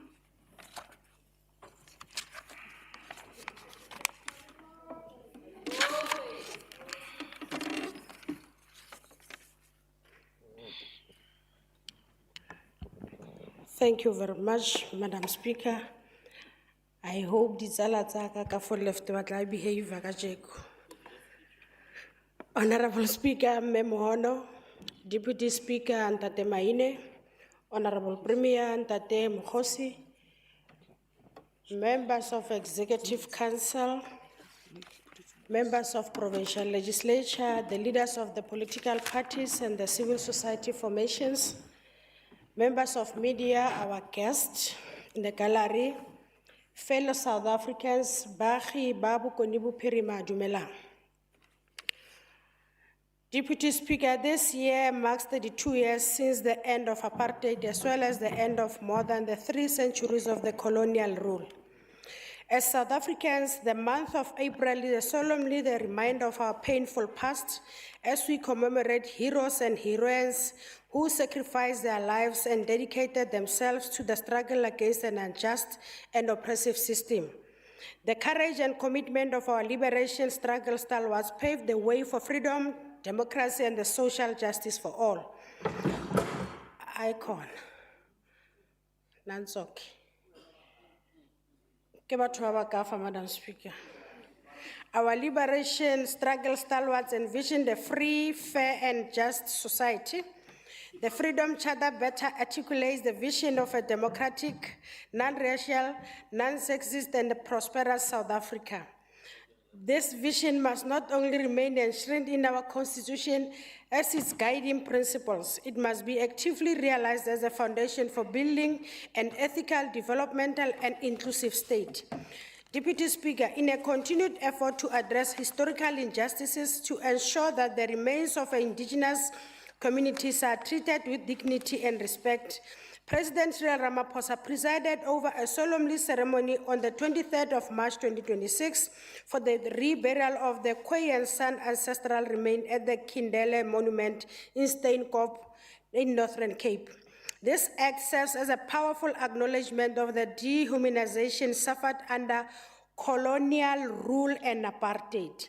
In reaffirming our commitment to justice, we stand aligned with the United Nations Declaration that slavery and apartheid constitute crimes against humanity. Deputy Speaker, as we commemorate this year's Freedom Day under the theme Freedom and the Rule of Law, 32 years of democratic citizenship, it is important to reflect on the government's effort in upholding the Bill of Rights as enshrined in Chapter 2 of the Constitution of the Republic of South Africa. Our government's ongoing efforts and commitment ensures that the values and dignity, equality and justice remain at the heart of our democracy. The year 2026 is earmarked for the 7th democratic local government elections. Over the past 6 local government elections, as well as our previous general elections, the people of South Africa have enjoyed their full and equal rights, freely exercising their political choice in voting for candidates and parties of their preferences. Today, the people of South Africa not only enjoy the full exercise of their political rights, but also the freedom to express themselves openly. Every individual, regardless of background, is entitled to equal protection under the law. This includes the members of the LGBTQI+ community, who alongside all citizens share in the guarantee of full and equal rights in our democracy. Further, Deputy Speaker, 2026 marks the 30th anniversary of the adoption of the Constitution of South Africa. Together, these milestones reflect the resilience, the maturity, and the enduring strength of our freedom and democracy. Deputy Speaker, as we commemorate Freedom Day, it is appropriate that we commend our government for having recognized the mammoth task that laid ahead following the democratic breakthrough of 1994. From the outset, our government acted decisively through the adoption of a progressive constitution and policies like the Reconstruction and the Development Program that confronted the deep-rooted societal challenges that had burdened our communities for generations.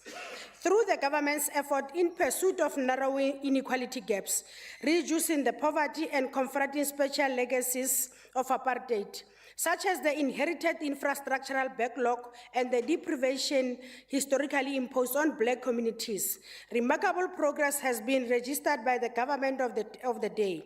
Today, access of housing, clean drinking water, electricity, healthcare, education, and other essential services has significantly expanded, which has improved the quality of life for millions and thus advances the vision of a more just and equitable society. Deputy Speaker, we cannot deny that the lives of our people have improved from the better under this government. We can't. The government's continued initiative to alleviate poverty, to reduce inequality and create employment stand as a clear testament to its unwavering commitment to ensuring that the hard-won gains of our freedom and the democracy are fully realized and enjoyed by all. In addressing the legacies of the workplace, the Employment Equity Act was passed, which promotes equity and diversity in employment. It mandated employers to implement measures to eliminate unfair discrimination and advance the representation of historically disadvantaged groups. As a result of these efforts, many Black professionals have elevated and established themselves within the middle class. Deputy Speaker, despite the government's broad-based Black economic empowerment initiative, which was designed to redress historical economic imbalances by promoting the participation of Black South Africans across the industries, economic power continues to rest largely in the hands of the minority. In response to that, the 7th administration of the Northwest Provincial Government has introduced a range of targeted interventions aimed at creating sustainable economic opportunities. This includes empowering SMMEs through funding support, the provision of equipment, and comprehensive skills development programs. The Honorable Premier, during his State of the Province address, Deputy Speaker, announced 2 flagship programs, the Mahican Student City and the Smart and Mega Cities Initiative. These projects are expected to generate significant economic spin-offs, not only for the broader provincial economy, but also for the growth and sustainability of the SMMEs. In commemoration of the women and youth who courageously protested against the restrictive law, the portfolio for women, youth, and persons with disabilities must continue to champion socio-economic transformation, empowerment, and meaningful participation. This mandate should be advanced through the mainstream advocacy as well as rigorous monitoring and evaluation, ensuring that the voices and the contribution of women, youth, and persons with disability remain central to our nation's progress. Deputy Speaker, with respect to the Employment Equity Act and the imperative of including women and persons with disabilities in the business sector, our government must continue to ensure their meaningful representation within public institutions. In addition, it is essential that government actively monitors and promotes their participation in the private sector, thereby advancing equity and inclusivity across all spheres of economic activity. Deputy Speaker, the Honorable Premier also during the State of the Province address emphasized that our development cannot reach its full potential without women at the center of its trajectory. Deputy Speaker, ours is a province that takes the empowerment of women seriously. Through capacity building initiatives, women-led cooperatives and enterprises have steadily advanced. To date, more than 200 women-owned enterprises have successfully completed various business management programs, strengthening their ability to contribute meaningfully to the provincial economy. The land restitution since 1994 has been characterized by both notable progress and persistent challenges. While the process of land reform has often been hindered by the complexities that prevent the swift implementation, millions of hectares have nonetheless been redistributed, contributing to improved productivity and enhanced livelihoods. Looking ahead, there is a pressing need for the government to establish a unified national framework that guarantees secure land tenure through the issuing of the title deeds. This must be complemented by integral post-settlement support and the transparent system of the beneficiary selection, ensuring that land reform delivers sustainable and equitable outcomes. Deputy Speaker, the rights of women are indeed human rights. Our Constitution enshrines the rights of all South Africans, ensuring that every citizen can exercise them freely, without discrimination based on race, gender, class, or sexual orientation. Yet, the reality we face is that women and children do not enjoy these rights to the fullest extent. The rights are continuously violated, and many live in fear of becoming victims of GBV and femicide. Deputy Speaker, while the scourge of disproportionately affects women and children, we must also acknowledge that men too can fall prey to psychological and physical abuse at the hands of other women. It is therefore imperative that our collective efforts to protect women's rights address all this form of abuse, while prioritizing the urgent need to eradicate gender-based violence and safeguard the dignity of women and children. Deputy Speaker, the Bill of Rights guarantees women same full rights as men, including the fundamental rights to live free from all forms of violence, gender-based violence, and femicide, have rightly been declared a pandemic, and the manner in which our government responds must carry the same agency and the weight as a state confronting any other national crisis. Our policing system must act swiftly, decisively, and appropriately in addressing cases of GBV and femicide. Deputy Speaker, it is time we stand boldly and unite in defending Black women from becoming victims of this scourge. Patriarchy remains an enemy to women, and we are committed to doing everything in our power to dismantle it. Gender equality is non-negotiable, and future of South Africa depends on full and equal participation of women in every sphere of the society. Deputy Speaker, the establishment of the Madlanga Commission and the Parliamentary Ad Hoc Committee that probes allegations made by Lieutenant General Mkhonazi, as well as the subsequent arrests, stand as a clear affirmation of the rule of law.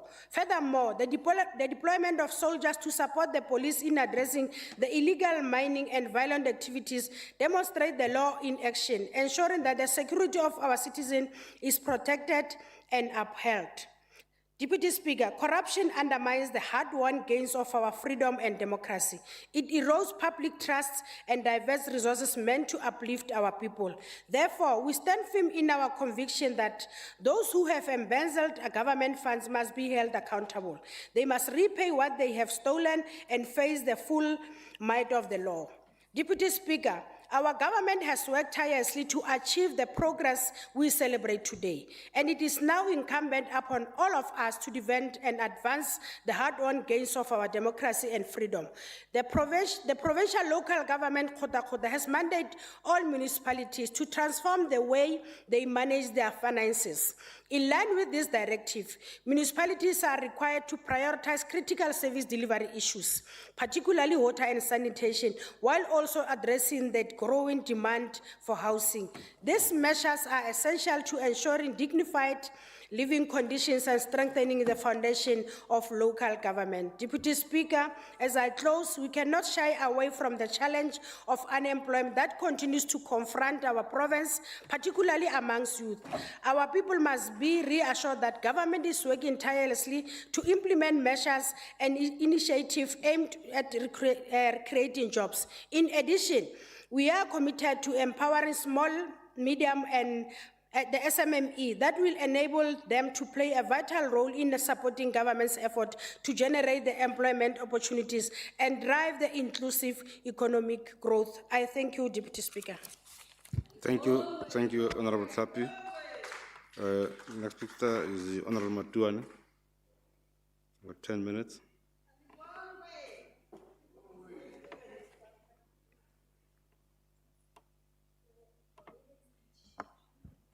Kamo Paseka,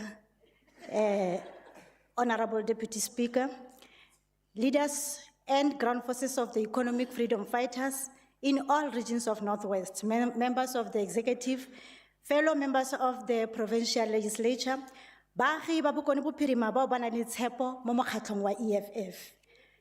Freedom Day, as celebrated every year on 27th April, serves as a reminder of one of the most significant milestone in the history of South Africa.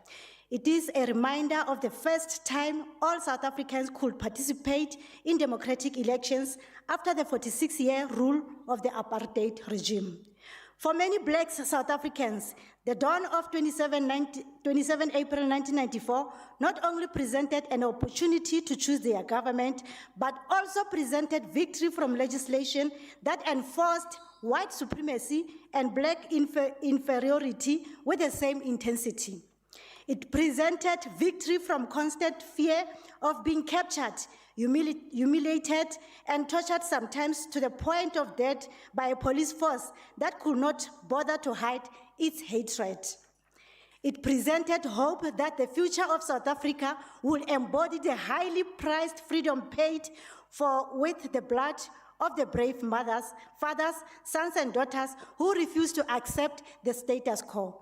The 1995 blueprint for what democratic South Africa would look like, better known as a Freedom Charter, defined freedom as being inclusive of economic justice and restorative of the dignity of Black South Africans.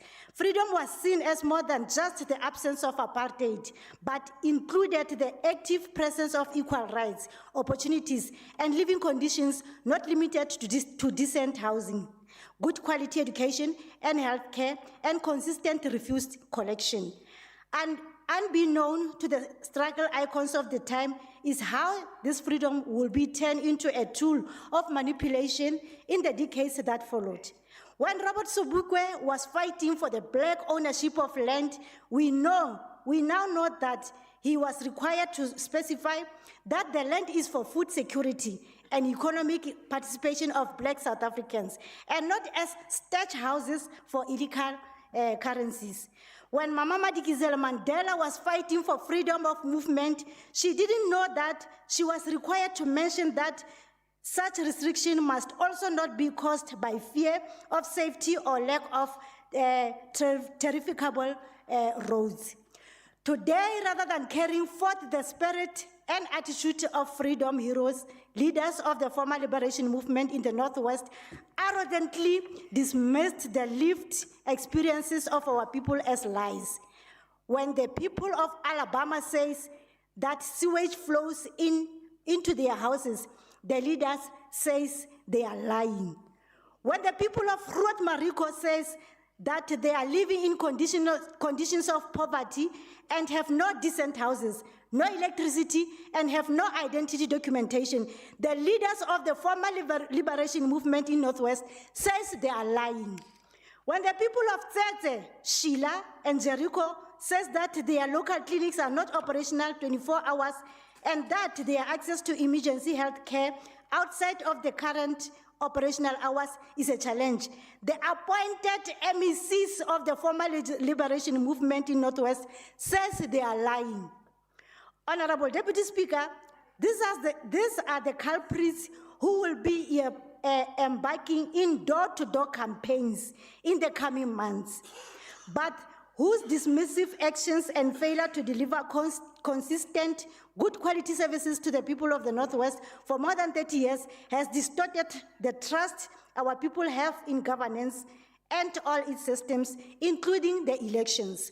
This government and the party it represents is the reason voter registration and voter turnout have been at an all-time low in previous elections.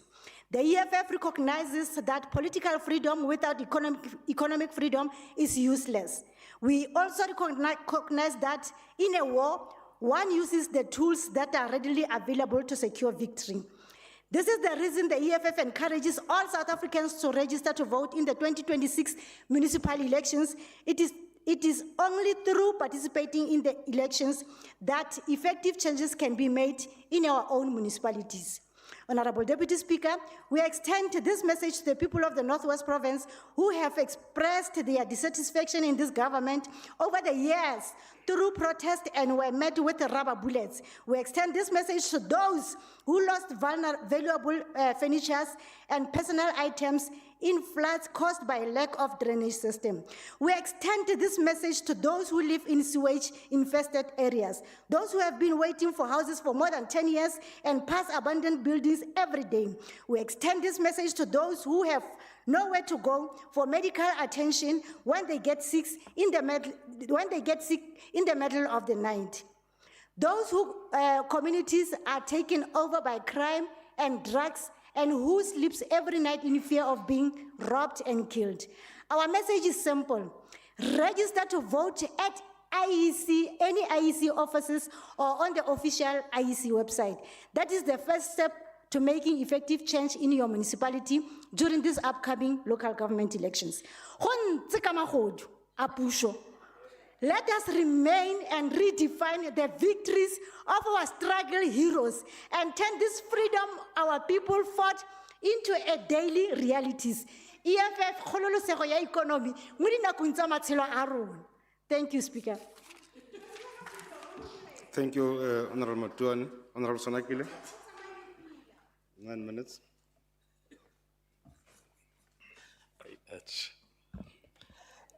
Deputy Speaker, honorable members, good morning. Freedom did not arrive as a gift. It rose from the dust of suffering. It was carried in the voices of the silenced and written in the courage of ordinary people. We, the people of South Africa, recognize the injustice of our past. Honorable DS, these are not just words recited on ceremonial days. They are a solemn covenant, a living promise that freedom in South Africa would mean dignity, equality, and justice under the rule of law. Today, as we mark 32 years of democratic citizenship, we are called not only to celebrate that freedom, but to measure it, to defend it, and where it falls short, to restore it. Nelson Mandela said to be free is not merely to cast off one's chains, but to live in a way that respects and enhances the freedom of others. And yet, Deputy Speaker, freedom that is not protected by the rule of law is freedom at risk. Today we rise not merely to remember a date, the 27th of April 1994, but to honor a promise that every South African, regardless of race, birthplace, or circumstance, will stand equal before the law. A promise that freedom will not be selective but shared. 32 years into democracy, we must ask ourselves a difficult but necessary question. Are we truly free if the rule of law is unevenly applied? Freedom Day must never become routine. It must remain a mirror and a measure. A mirror reflecting how far we've come, and a measure of how far we have yet to go. But because freedom is not just the right to vote, it is the right to live safely, to work with dignity, to access justice without fear or favor, to trust the laws protects, not persecutes. Honorable Deputy Speaker, the foundation of our democracy is not only freedom, it is the rule of law. The rule of law says no one is above the law, no one is below it, and no one should be beyond its reach. Yet today, too many South Africans feel that justice is uneven, delayed or denied. When corruption goes unpunished, when communities live in fear while criminals walk free, when institutions meant to protect are weakened, then freedom begins to fade, not in law, but in lived reality. Let us bring this closer to home, the Northwest Province, a province rich in potential yet burdened by government failures, collapsing municipalities, water insecurity, and communities who feel forgotten. What does freedom mean to a resident in Makwasi Hills without reliable water? What does freedom mean to a young person in Ikageng without a job? And what does freedom mean to a family in Majakaneng living in fear of crime? Freedom without service delivery is incomplete. Freedom without accountability is hollow. Last week, during the human rights debate, I've already demonstrated how days like this become useless if they are not met with action by government. But today is not only about critique, it is also about renewal and reflection. Because Freedom Day is also a celebration of a constitution that remains one of the most progressive in the world, a people who continue to rise despite hardship, and a democracy that, though tested, still stands. We must guard these achievements fiercely. Honorable members, democratic citizenship is not passive. It demands participation, it demands vigilance, and above all, it demands accountability. We honor those who fought for freedom not by words alone, but by how we govern today. We dishonor them, Honorable Tlapi, when public funds are abused, when the law is bent for the powerful, or citizens are treated as subjects, not equals. As the DA, we remain steadfast in our belief that freedom must be protected by strong institutions, that the rule of law must be applied without fear or favor, and that government must be transparent, accountable, and responsive. Let us then recommit today to building a capable state, to restoring trust in public institutions, to ensuring that justice is not a privilege but a guarantee. Let us ensure that Northwest and across South Africa, freedom is not something we remember once a year, but something we experience every single day. In villages across the Northwest and beyond, freedom is not measured in speeches. It is measured in water that flows, lights that stay on, and dignity that is felt. And for too many, that freedom remains incomplete. Honorable members, Honorable MEC Tlapi's remarks suggest a very profound disconnect from the reality of our people. The MEC, you would believe that she lives under some rock somewhere and not in Northwest that we all live in. And I think it's about time that she moves away from that rock and starts facing reality of what is happening. All the programs that she has mentioned in the speech as demonstration for freedom that we have achieved have either failed or failed to reach their intended focus due to her own government's failures to implement. She spoke about BEE. While BEE, its intention might have been good, we must not shy away to say that it has only enriched the connected few, meaning that it has not achieved what it sought to achieve. The employment equity that she's talking to must open doors and not become a tool that distorts opportunity without growing the economy. The emancipation of women that she has spoken to would make sense if the Sex for Jobs scandal was not found in municipalities that are led by her own party. All programs that she has mentioned would really make sense today if she would measure them and tell us how far we've came. But instead, she has spoken about Zondo Commission, Madlanga Commission. Those are the very same commissions that have mentioned the likes of her leaders like Gwede Mantashe, Vincent Smith, Malusi Gigaba, Ziziko Otwa Dudumieni, who are staunch ANC members, others who are in the leadership. So for her to come and want to say we praise and that freedom shows that there is freedom just because those commissions have been called, there would not have been a need to have those commissions if her government leaders or if her leaders did not steal from the very same people that they've said that they have fought for.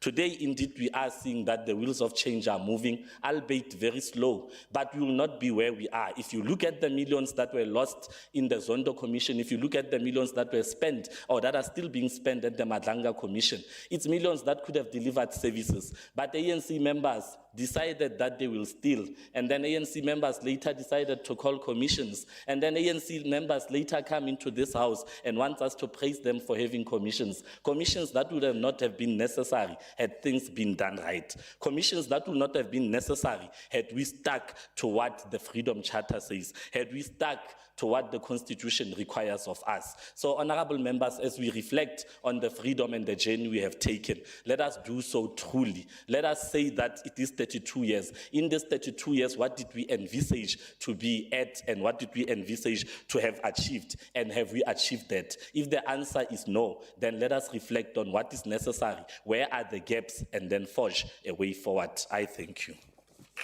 Thank you, Honorable Sonankile. Honorable Groenewald. 4 minutes. Thank you, Honourable Speaker. Freedom Day should not be a day of empty slogans or political nostalgia. It should be a day of honesty, a day on which we ask a simple question: what does freedom mean in South Africa today? Because freedom is not measured by speeches. Freedom is merely by whether ordinary people can live safely, work productively, raise their children with confidence, and build a future without constant fear, decay, and state failure. If a child must walk through sewage to get to school, there is no freedom in that. If families must turn their homes into fortresses because crime has become part of our daily lives, there is no freedom in that. If honest people work hard, pay taxes, obey the law, and still live with broken roads, failing infrastructure, collapsing municipalities, and disappearing services, there is no freedom in that. If young people want to work, want to build, and want to stay, but see the economic future for themselves in their own country, then freedom is under pressure. This is the real question of Freedom Day, not what politicians say freedom is, not what government posters say freedom is, but what freedom looks like in the daily lives of ordinary citizens. And for too many South Africans, freedom today is under pressure from every side. Crime limits freedom. Economic decline limits freedom. State failure limits freedom. Corruption limits freedom. And a state that fails where it must act and intervenes where it should not limits freedom. South Africa were promised a freedom, but what too many experience is insecurity, uncertainty, and decline. We are often told to focus on individual success stories. We are told to celebrate what still works. And when the failures of the present become too clear to ignore, we are told to look back. But after 30 years, government cannot endlessly campaign against history while refusing accountability from the present. And at some point, the condition of the country reflects those who govern it. At some point, collapsing towns, unsafe communities, unemployment, corruption, and institutional failure can no longer be explained away. At some point, responsibility belongs to those in power. The Freedom Front Plus believes freedom must have substance. Freedom means law and order. Freedom means property rights. Freedom means limit but effective government. Freedom means municipalities that work. Freedom means economic opportunities. Freedom means respect for communities' culture, language, and identity. Freedom means that the citizens comes before the cadres, the taxpayers before the looters, and the competence before the political loyal. Freedom is not when the state grows while society weakens. Freedom is not when people become more dependent while government becomes less capable. Freedom is not when communities are expected to tolerate collapse and call it progress. Freedom means the right to live in a country that works, a country where streets are safe, where infrastructure functions, where children can walk to school in dignity, where business can grow, and where families can plan their future. So on this Freedom Day, let us be clear. Freedom is not secure when crime becomes normal. Freedom is not secure when sewage runs in the streets. Freedom is not secure when unemployment destroys hope. Freedom is not secure when corruption destroys trust. Freedom is not secure when the state cannot perform the basic duties of civilization, freedom must once again mean something real in the everyday lives of South Africans. Freedom with safety, freedom with responsibility, freedom with opportunity, freedom with dignity, freedom with a future. This is the freedom worth defending. I thank you. Thank you, Honorable Groenewald. Honorable Matze, 9 minutes.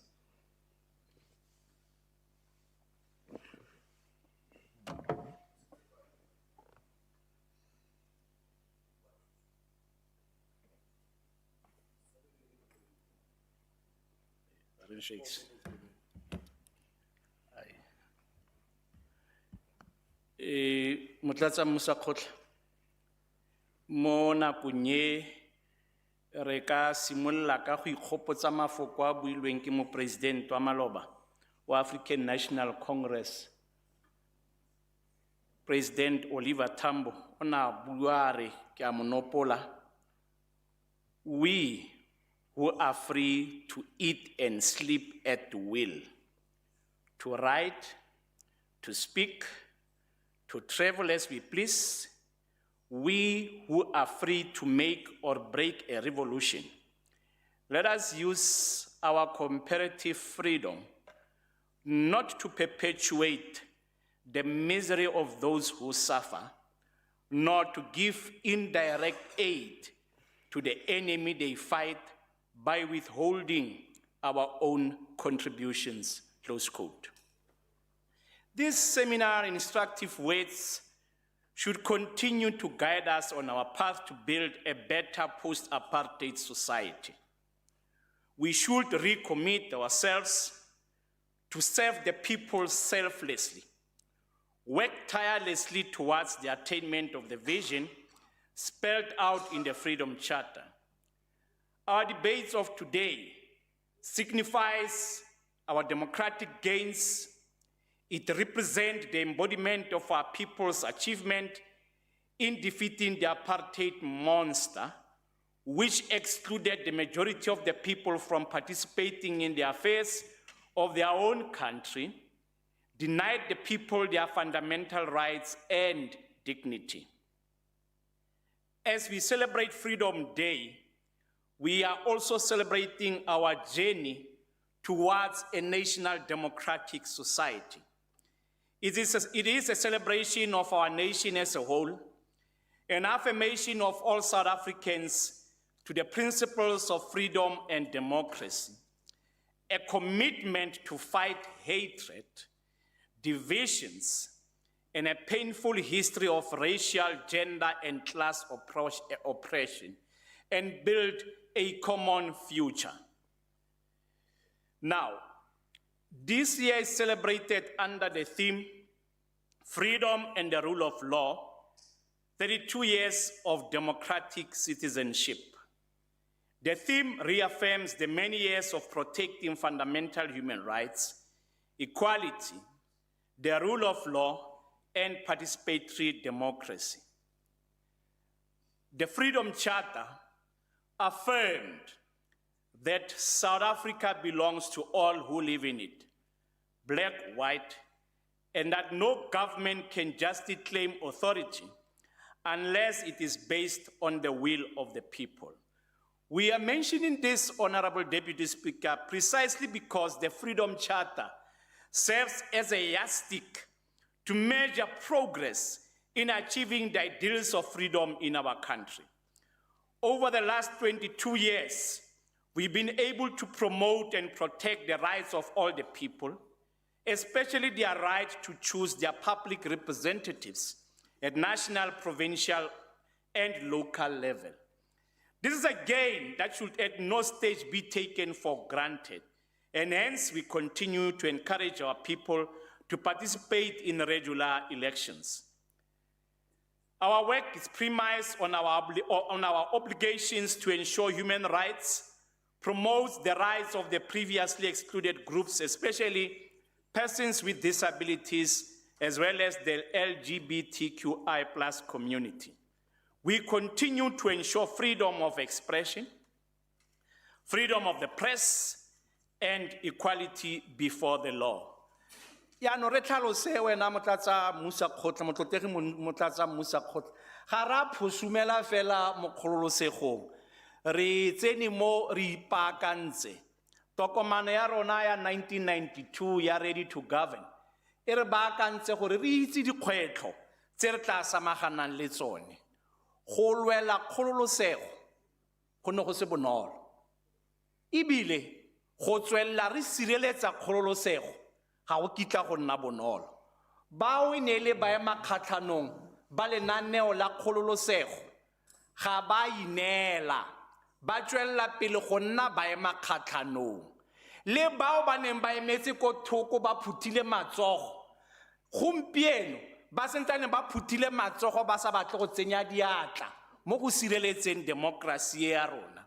Bangwe ba bone ba bua ka mokgwa wa go batla go diga batho mowa, batho ba nyatse demokrasi, batho ba utlwe gore demokrasi e ga ena sepe, mme maitlhomo magolo a bone ke go batla gore busetsa ko morago.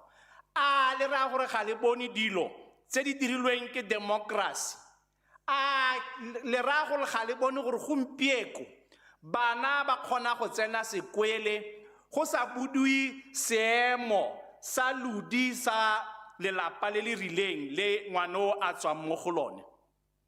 A le ra gore ga le bone madi a ra dirisang go fepa bana ko dikolong go ba fa di-bursary kgotsa dilo tse ga di diragala lo a bololo le kae.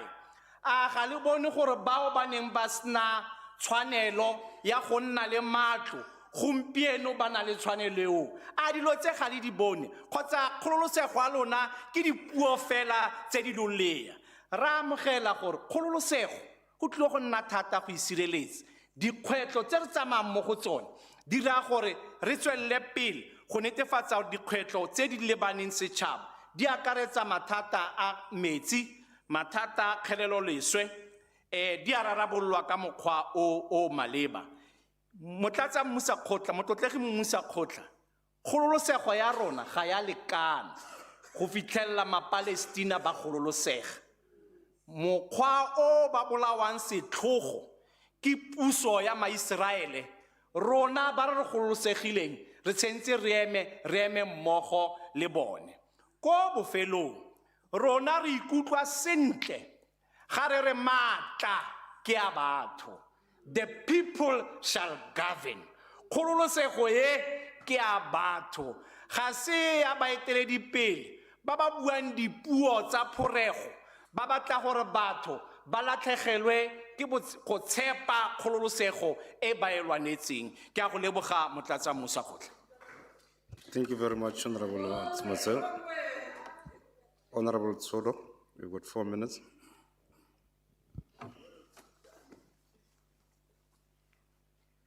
Thank you very much, Honorable Speaker. Honorable Speaker, bo ferefere ga se papadi ga bo tshwanele go itlwaetswa.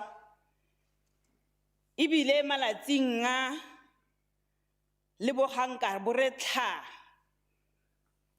ba ipeta sebete. Bangwe ba phunyeditswe pudungwana dintsi. Ke ka mo o bonang letsatsi le tla pele ga nako mme le be le fetisiwa ke kokoano theo molao. Mme ga re fetisa a rona matsalo ga go a nna jalo. Bo pudungwana ba phunyeditswe dintsi. Ke bonkgate ke tlhaname because of the majority and very abusive of the rules. Allow me, Honorable Deputy Speaker, to quote an activist, Bandile Ndlalose, when he spoke about the trap of the 1994. He said, and I quote as he described Freedom Day. He said, Freedom Day, he described Freedom Day as a trap for the 99% of people who are not free, questioning if the freedom achieved was merely for the 1% elites. As I go on, Honorable Deputy Speaker, I will say that there is no Freedom Day that we are celebrating. There is a lost revolutionary path and a lost freedom. as long as we are in a coalition in the so-called government of national unity with those who has, Baba tlhokofeditse le go tlhekafatsa batsadi ba rona, there will never be freedom. You look at key critical departments and core departments that have been led by those who brought us where we were, including our parents. Where is our land? Honorable Deputy Speaker, Umkhonto weSizwe Party would like to pay tribute to all the South Africans who contributed in various ways to the attainment of political freedom. The 27th of April 1994 is a day when South Africa attained political freedom, but not economic freedom. Freedom Day is the product of resistance by the leaders of the great nations of Africa, by traditional leaders, students, communities, workers, churches, and the young lions of the 1980s who responded positively to O.R. Tambo's call to render South Africa ungovernable and apartheid machinery ungovernable. Many sacrifices, Honorable Deputy Speaker, and compromises were made at CODESA when the 1996 Constitution was passed, which saw the economy remaining in the hands of the minority few to date. The Northwest Province, Honorable Deputy Speaker, is rich in natural resources in mines, a vast natural agricultural land, and tourism, but our province is rated the highest in terms of unemployment. Half of the population of the Northwest Province, which is unemployed, cannot celebrate Freedom Day because they are not free. They are without jobs. They are living or surviving on hungry stomachs. As we are speaking, our raw materials from Northwest are being transported outside the province, thus weakening prospects of manufacturing and job creation.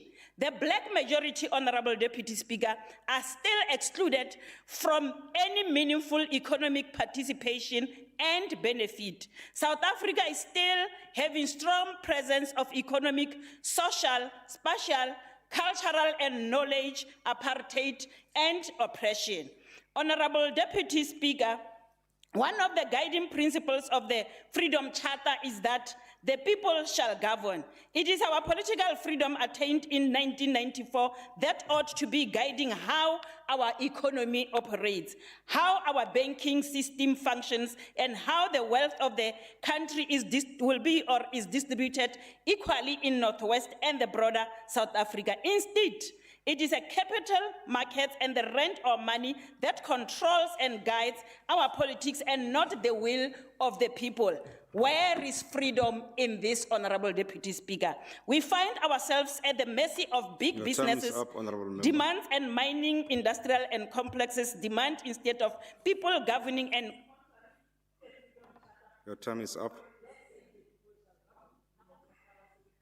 Your time is up.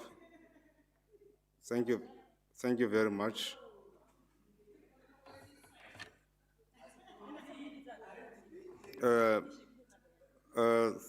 Thank you, Honorable Kagiso, 4 minutes.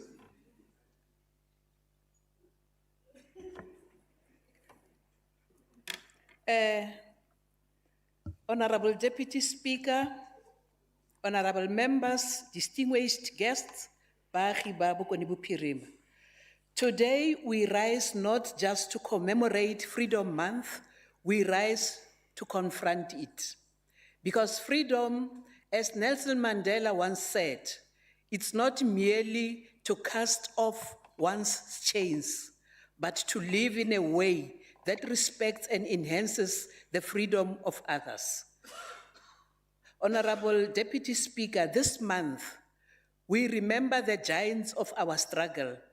Oliver Tambo, Steve Biko, Chris Hani, Charlotte Maxeke, Winnie Madikizela Mandela, who did not fight for a freedom that ends with promises, but a freedom that began with actions and will end with action.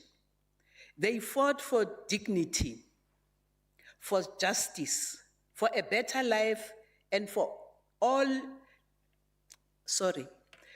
better life for all legal citizens of South Africa. Yet today, The Northwest is once again among the worst performing municipalities, provinces in the Auditor General's 2024-2025 audit outcomes, reflecting persistent weaknesses in financial management and a lack of meaningful improvement in accountability systems. This is a reflection in villages across the Northwest where families go without water, roads have collapsed, and young people still with qualifications but no opportunities. Honorable Deputy Speaker, Action SA is clear. We demand consequence management without fear or favor. Because freedom without service delivery is not freedom. Freedom without opportunities is an illusion. And we shall not keep quiet. Freedom Month and Day must not be reduced to speeches and ceremonies. It must be a call for action, a call to build schools that are safe, a call to deliver water that is clean, a call to restore dignity to every household in the Northwest. Honorable Deputy Speaker, let us honor those who came before us, not just in words, but in action. Kana koena eriki nopole word of the day. Ke dumalana le sebui se se bolelang gore matla ke a baagi. Power is with the citizens. Ke nopola ka moya wa Paseka. Leka ke kgwetla baagi ba Bokone Bophirima. Ke ya mo makwalong a Deuteronomio 28 verse 43 to 44. Ere, foreigners will live in your land and gain more and more power, while you, the citizens of South Africa, you gradually lose your power. They will have money to lend you, but you will have none to lend to them. And in the end, they will be your rulers. Watch out, South Africans. Wake up. Order, Deputy Speaker. Thank you. Bible mekodisang o ikwalletse Deputy Speaker. O South Africa. That's scripture. Speaker, is it parliamentary to use a genuine debate to promote xenophobia? No, Honorable Moema, I will make a ruling with that, on that in the next sitting. Can we have order, honorable members? Honorable Makhakhani, you've got 10 minutes.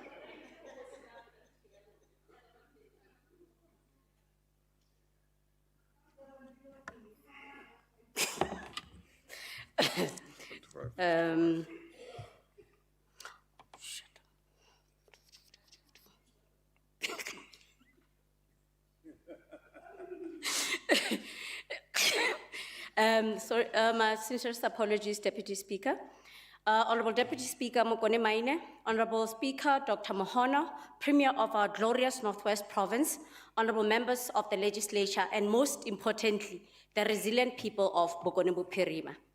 The iconic leader of our glorious liberation movement and struggle stalwart, a former president of the African National Congress, Albert Lutuli, the first African to be conferred with the Nobel Peace Prize, said, there can be no compromise in our struggle to make South Africa a truly democratic country. This democracy or freedom was never a gift to the people of South Africa. It was never granted willingly by the oppressor. It was forged through the fierce commitment and ultimate sacrifice made by our heroes and heroines of our countrymen and women who devoted their lives to the liberation of others. This includes the very freedom enjoyed by all of us sitting in this house. We, the people of South Africa, at this moment honor those who suffered for the justice and freedom of our land. We remember that on the 30th of March, 1909, the Zuid-Afrika colonies met to consider and adopt the South African Act, which led to the formation of the Union of South Africa, with the exclusion of the black majority. We remember that on the 30th of March, 1960, 9 days after the Sharpeville massacre, the unrepentant apartheid South Africa declared a state of emergency, or at least gave a license to kill, arresting over 3,000 people and killing more in one afternoon to enforce the past laws. We the people, pay tribute and respect the former President Mandela, Oliver Reginald Tambo, and our very own giants born from this rich soil of the Northwest. We salute the bravery of Kgosi Abraham Ramotsiri-Moilwa, the motherly guidance of Mama Ruta Mompati, and the fiery spirit of Nkgopotse Tiro. And Deputy Speaker, we evoke the memory of the giant of our movement and the son of the soil, Moses Mawane Kotane. Kotane famously taught us that revolution is batho. The revolution is the people. He understood that freedom is not found in textbook or abstract debates. It is found in the material conditions of our mothers, our youth, our workers. The ANC remains to be the vehicle of that revolution because ANC is the people. Honorable Deputy Speaker, this year marks the 32nd anniversary of the attainment of our national democracy. We remember the rousing historic events of the 27th of April, 1994, when we hosted our Spears of Freedom and reclaimed the sovereignty of our country for the first time since the arrival of dromedaries and the fellowships. We recall how millions of South Africans patiently stood for hours in winding queues to cast their first democratic votes. We remember the pure joy as we celebrated the lowering of the apartheid flag of oppression, secure in the knowledge that we would never again fly a symbol of oppression as authority over our land. As we continue to celebrate over 3 decades since the adoption of our democratic constitution, we must live to realize its values. We must continue to aggressively transform our society from a dark history of oppression into a thriving democratic state based on human dignity, equality, and freedom. Yet we cannot speak of a complete freedom when our mothers, sisters, and daughters live in fear. Gender-based violence and femicide represent a grievous violation of the sanctity of human life. These acts of violence are a direct affront to our constitutional values.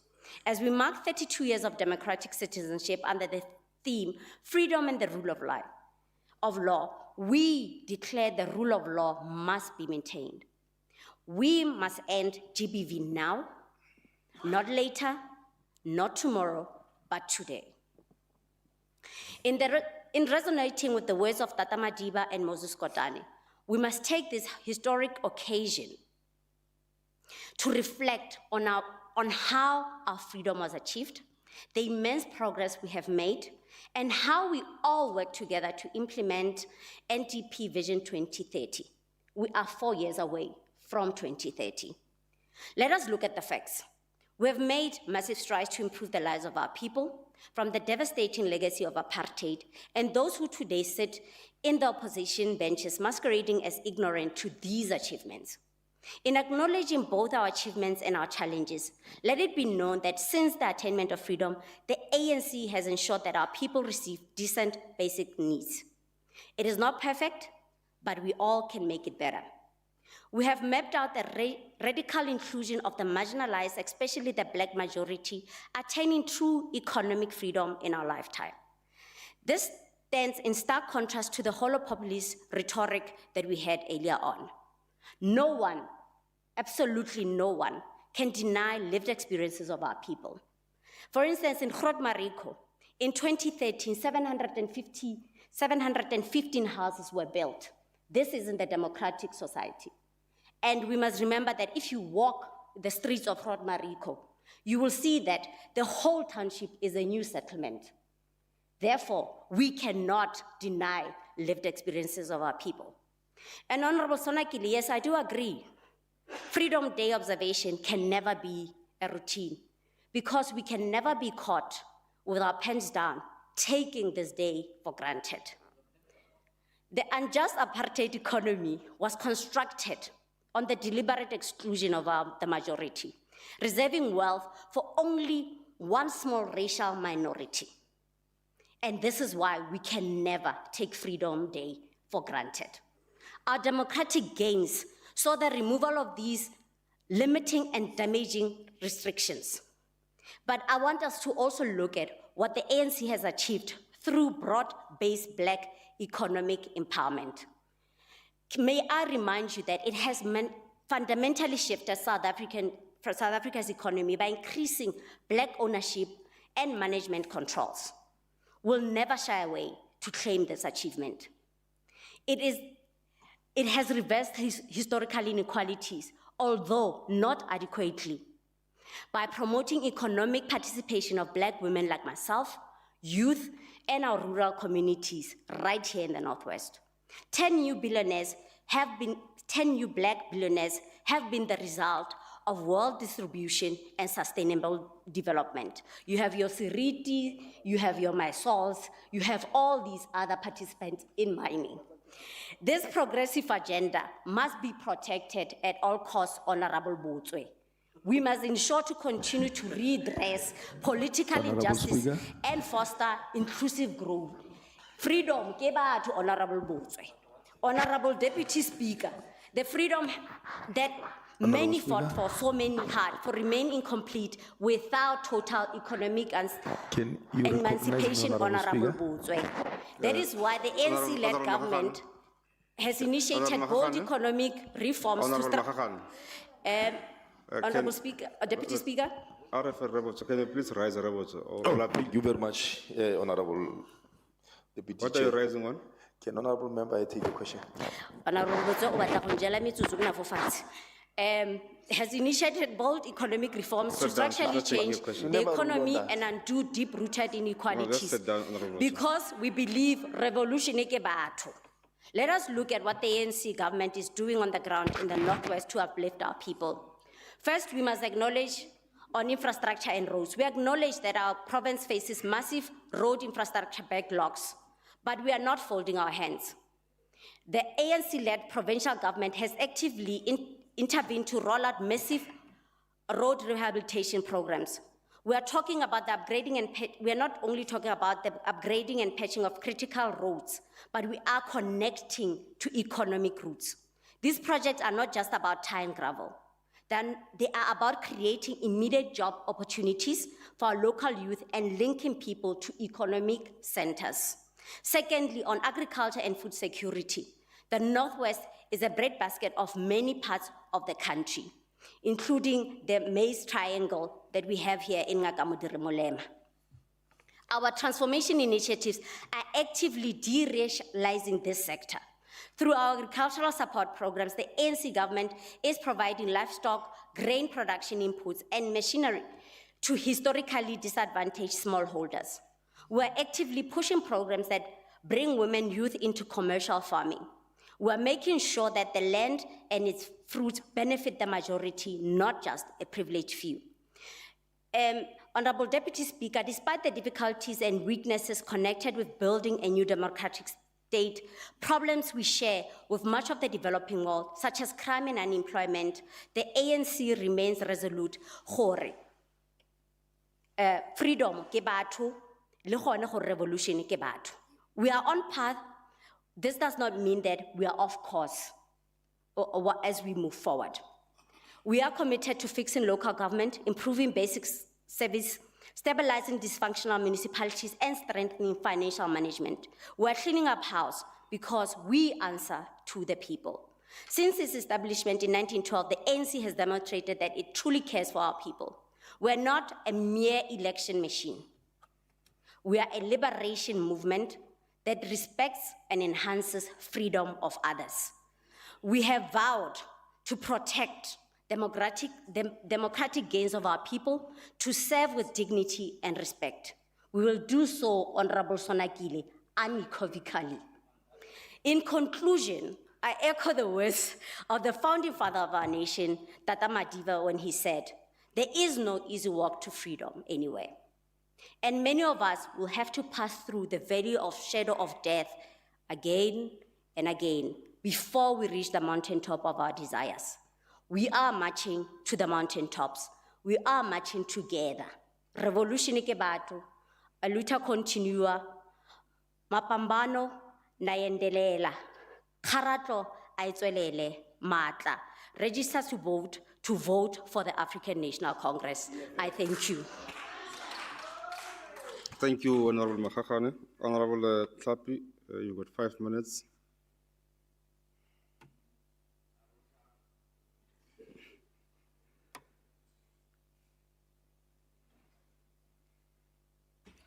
Thank you very much, Madam Speaker. Deputy Speaker, I'm sorry. Let me start by Honorable Matuane. I'm sure lebaka la gore ke ska go utlwa gore no bua ka eng ke gore o crossitse the floor. So ke tlo go kopa gore Honorable Botswe le thuseng Honorable Matuane is a woman o montsha ga ke tlo le tlogela le mo abuse re le teng mo ntlung e rona bo mme ba African National Congress.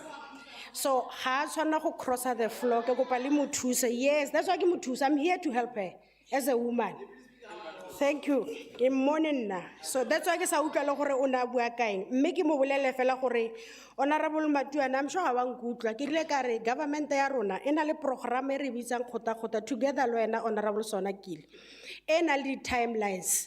Ha le ka e fa chance ya le tla re botsa ga re bua gape gore ana in terms of the timelines re le fileng tsone mo ntlung e ya ga Deputy Speaker ana re dirile se ne re solofeditse gore re tla se dira. Honorable Groenewald, what is freedom? Let me help you, my honorable member.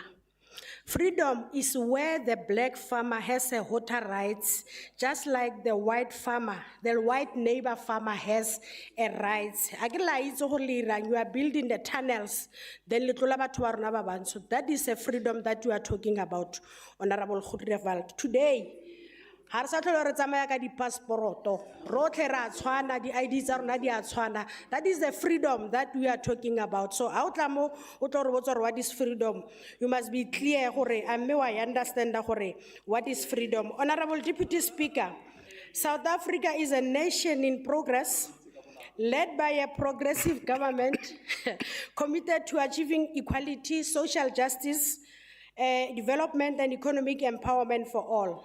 Our ongoing efforts to redress the injustices of the past and to safeguard the gains of a democracy and freedom affirm our commitment to building an ethical developmental state.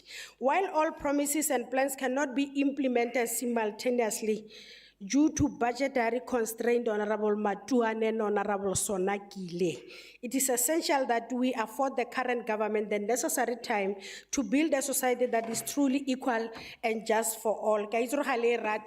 African National Congress,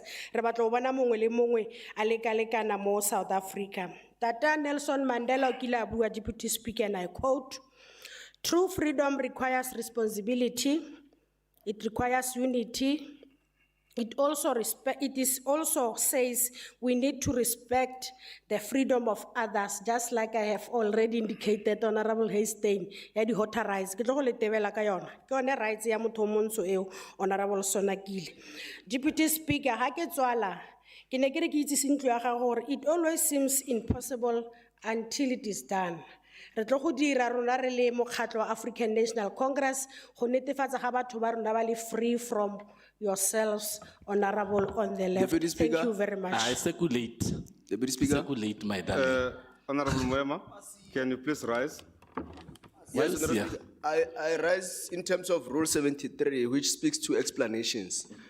And according to this rule, when a member says something that is not quite clear, for us not to distort whatever she's meaning, at least we must get an explanation. So the member is saying that we must give the ANC some more time, and we strongly feel that ANC has got enough time since the attainment of this democracy. So how much time do they need this African National Congress? If they need 200 years, they must come here and tell us. It must be on record, the public must know, this House must know. So can the member explain that particular aspect of a debate? Thank you, Honorable Speaker. I can't call the member back. You're not presiding over this sitting. I just allowed you to. I just allowed you to speak. Thank you very much. No, honorable members, we are done with the debate. Before we go to the next order, I've learned two things. There are things that brings you together, but also I've learned that South Africa, our beloved country, is mentioned in the Bible. I thought I'm Christian enough to know that South Africa would be mentioned. But just on a lighter note, on a lighter note, members, Secretary, can you please read the next order?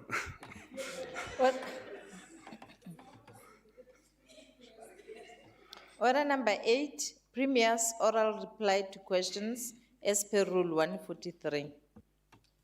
Honourable members, I will now call on the Premier, Honourable Mokgosi, to reply to oral question as per Rule 143. Honourable Premier.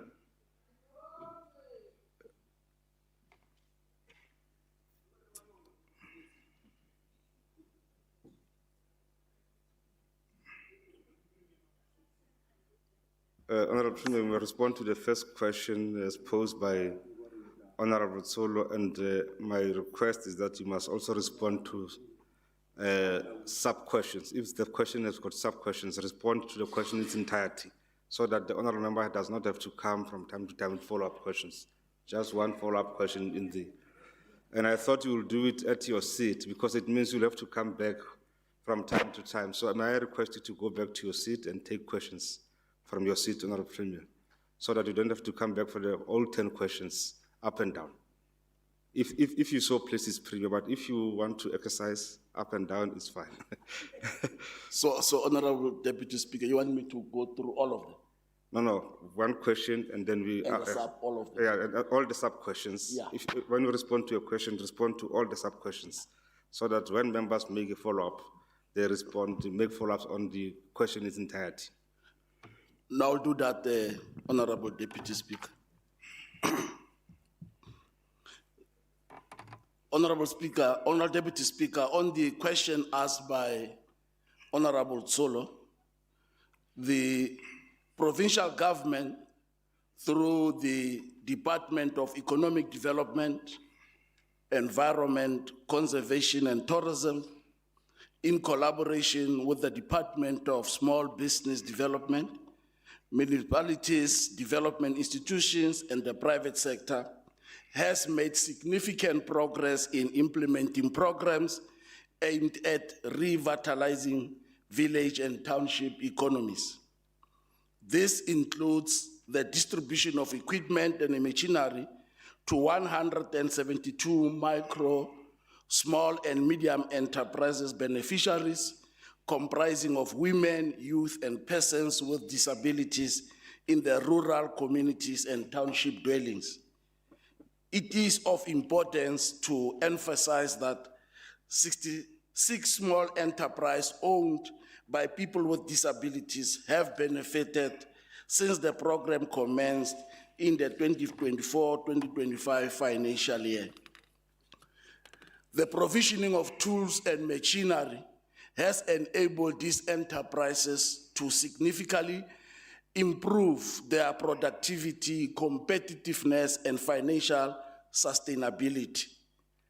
Training was also extended to 25 enterprises in Taung, where a start capital of 10,000 rand was initiated.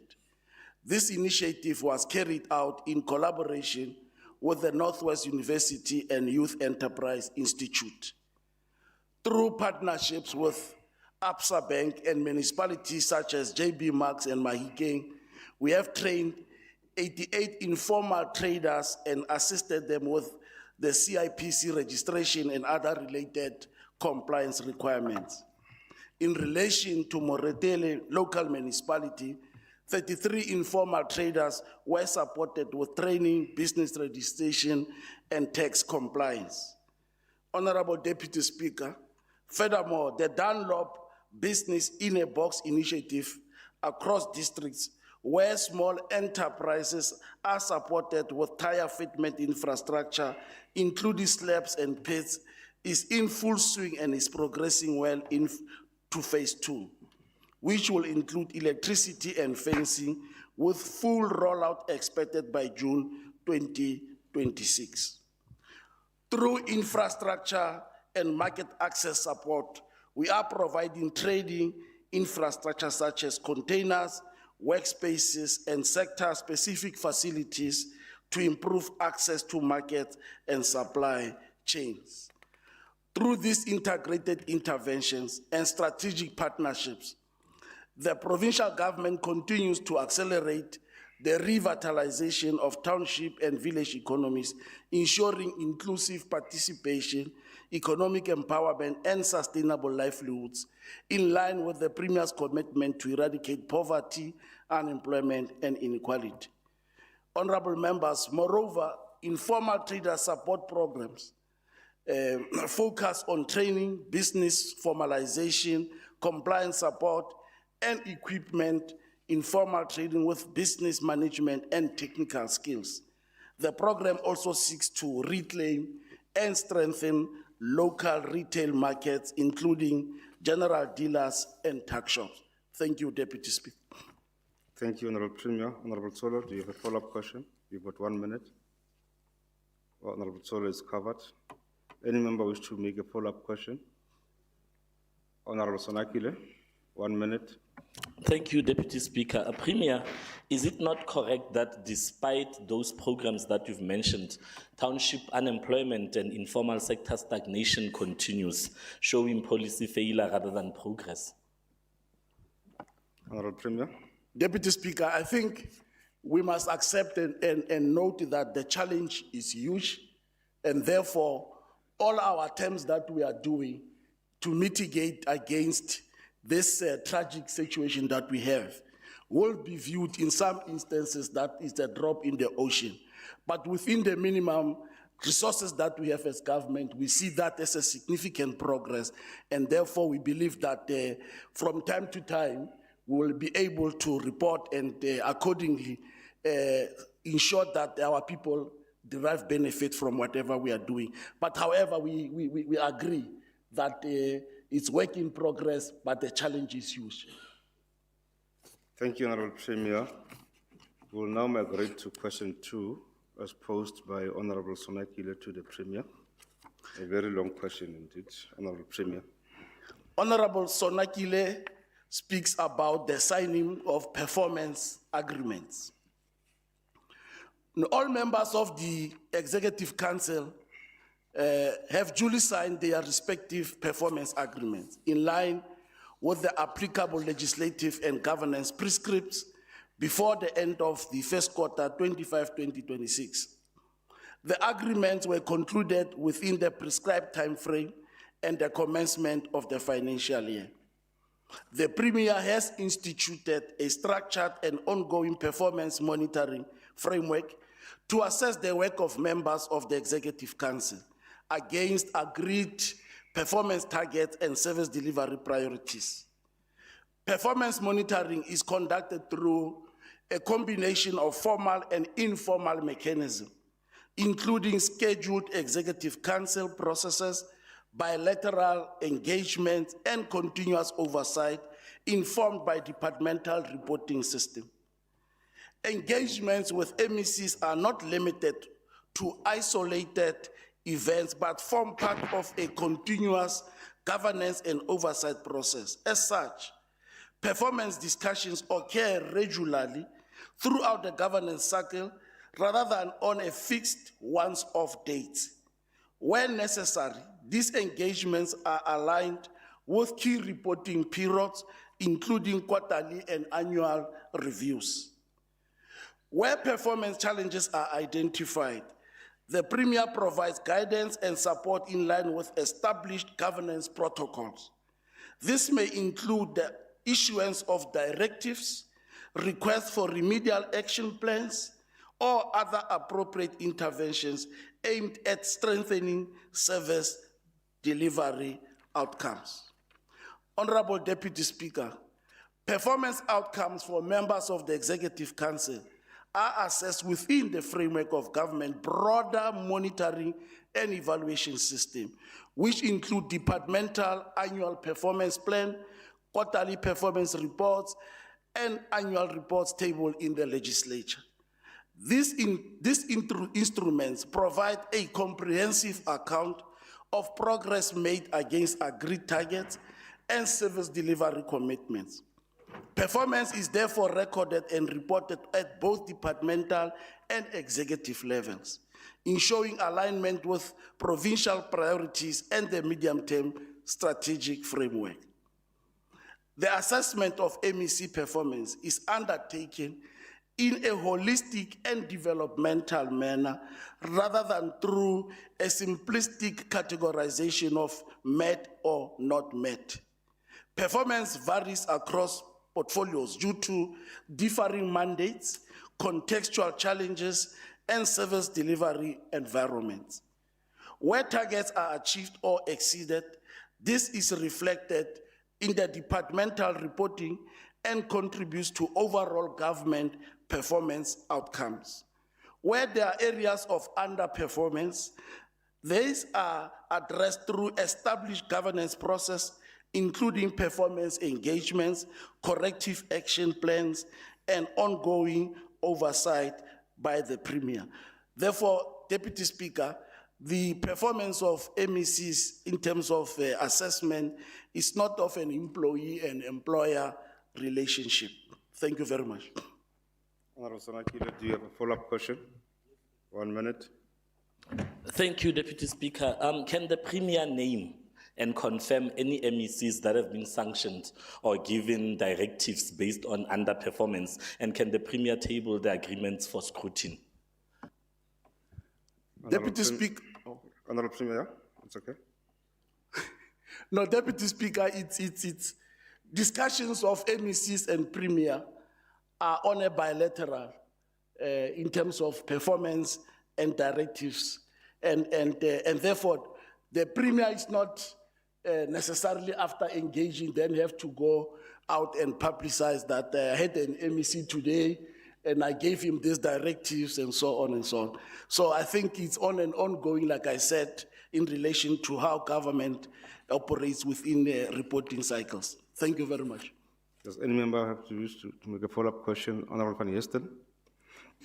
Thank you, Deputy Speaker. Deputy Speaker, based on the response given by the Premier, where he indicated consultations take place on an ongoing basis, and it seems on a very informal basis as there's no paper trail, how can the Premier ensure this province that he's capable of leading a government and implementing good governance when there's no paper trail to even confirm the actions being taken by his office?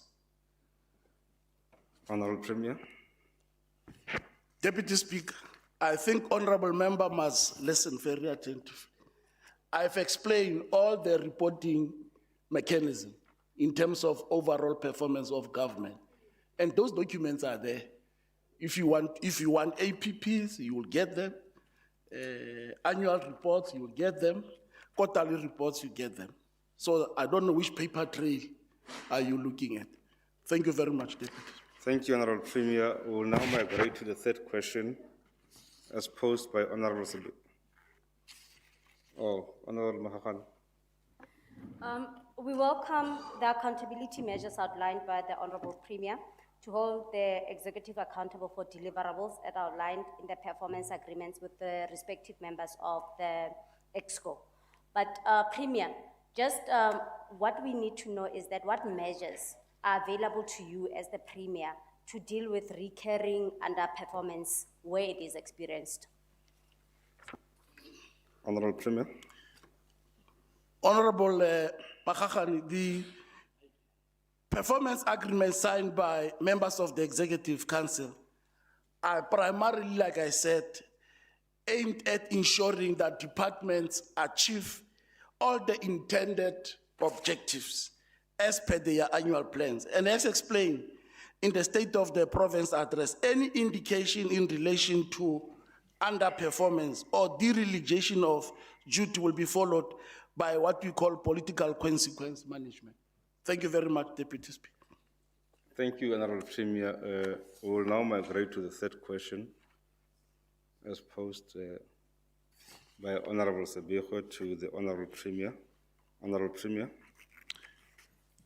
Honorable Sabiho, we have officially launched the Provincial Growth and Development Strategy to drive the economic trajectory of the province. At the center of this initiative is mineral beneficiation, agricultural development, and tourism. In relation to the latter, an investment of over 400 million is being touted to commercialize our provincial game reserves. An infrastructure investment of over 3 billion rand in the medium-term expenditure framework in our road network is aimed at reincarnating various activities through targeted economic corridors of our province. Deputy Speaker, moreover, as we have explained during the State of the Nation address, 300 million rand has been set aside for various job creation efforts, caps conditional grants targeted at women, youth, and people with disabilities. We are also going to create over 10,000 work opportunities through the expanded public works program called Itirele in our roads maintenance program. This will include over 46,000 work opportunities in various departments and municipalities through our EPWP.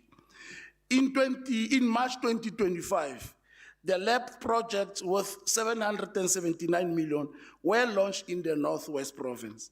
These projects targeted over 24,000 beneficiaries, targeting mainly young people. These projects are spread across the length and breadth of the province in agriculture, construction, and tourism. Now, following the recently launched PGDS, the provincial government identified the following sectors as employment creation: agriculture, mining, construction, manufacturing, tourism, logistics, green economy, and digital information. To this end, Honorable Sebego, the following key focus areas are targeted as a vehicle to deliver on several of our strategic objectives. Water and sanitation. 5 billion rand has been set aside for the construction of 11 water projects which are at various stages of completion. Renewable energy power generation. Our province is estimated to have capacity to connect up to 3.47 gigawatts of new electricity generation onto EXCO transmission grid. Furthermore, the Northwest Province is endowed with the very good solar resources, resulting in 2 out of 11 envisaged renewable energy development zone being located in the province in Vryburg and Matlosane. The full development of this solar PV potential is estimated to attract about 50 billion rand. Thank you, Deputy Speaker. Honorable Sebego, do you have a follow-up question? No, thanks, Deputy Speaker. Honorable Premier, we note the detailed plans to upscale job creation, particularly as it affects our youth, and appeal for improved coordination of projects intended to extricate them from the hopeless and ensure that they participate meaningfully in the economy. This will reduce, among other, substance abuse and youth depression. We are also encouraged by the target, the 356,000 jobs to be created in the agriculture and rural economy during the 26-27 financial year, in the line with the ANC January 8 priorities. Just a follow-up is the business and private sector engaged to also contribute towards job creation? If so, are we confident of their buy-in? Thank you, DS. Premier. Thank you very much, Deputy Speaker. The private sector is fully on board, and our engagement with the industry leaders in this sector, such as mining, agriculture, affirms this assertion. Earlier this year, we were participating in the investment in Africa Mining Indaba, where we lobbied extensively private sector to support even our provincial development fund. All these measures, Deputy Speaker, will be cemented and affirmed during our provincial job and investment summit to be held very soon in this financial year. Thank you very much, Deputy Speaker. Thank you, Honorable Premier. Does any member wish to make a follow-up question? None. We will now migrate to question 4 as posed by Honorable Dampi to the Honorable Premier. Honorable, anti-corruption measures implemented as it relates also to our financial disclosures and in particular by SMS. All our SMS members are required to submit annually their financial disclosure forms to the Public Service Commission. This measure is designed to detect conflicts of interest, prevent abuse of office, and promote transparency. Non-compliance is reported to the executive authority and may result in disciplinary action. This is also an alignment with the National Anti-Corruption Strategy. Departments have developed anti-fraud and corruption strategies aligned with National Anti-Corruption Strategy. The NACS emphasizes zero tolerance for corruption, improved coordination, and stronger institutional capacity. It offers a structured, multi-pillar approach that integrates prevention, detection, enforcement, and public accountability.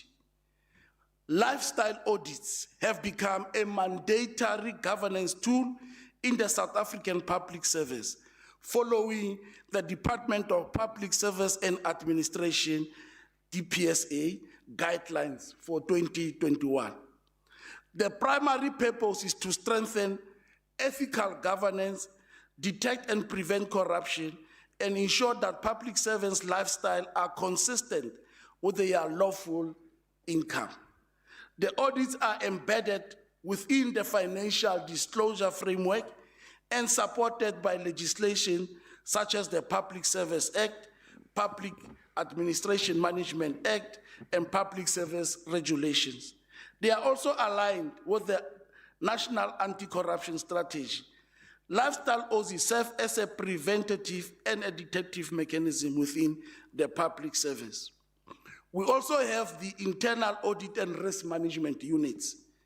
Departments maintain internal audit units and risk management committees to detect irregularities and strengthen internal controls, and findings are reported to the Audit Committee and Auditor General.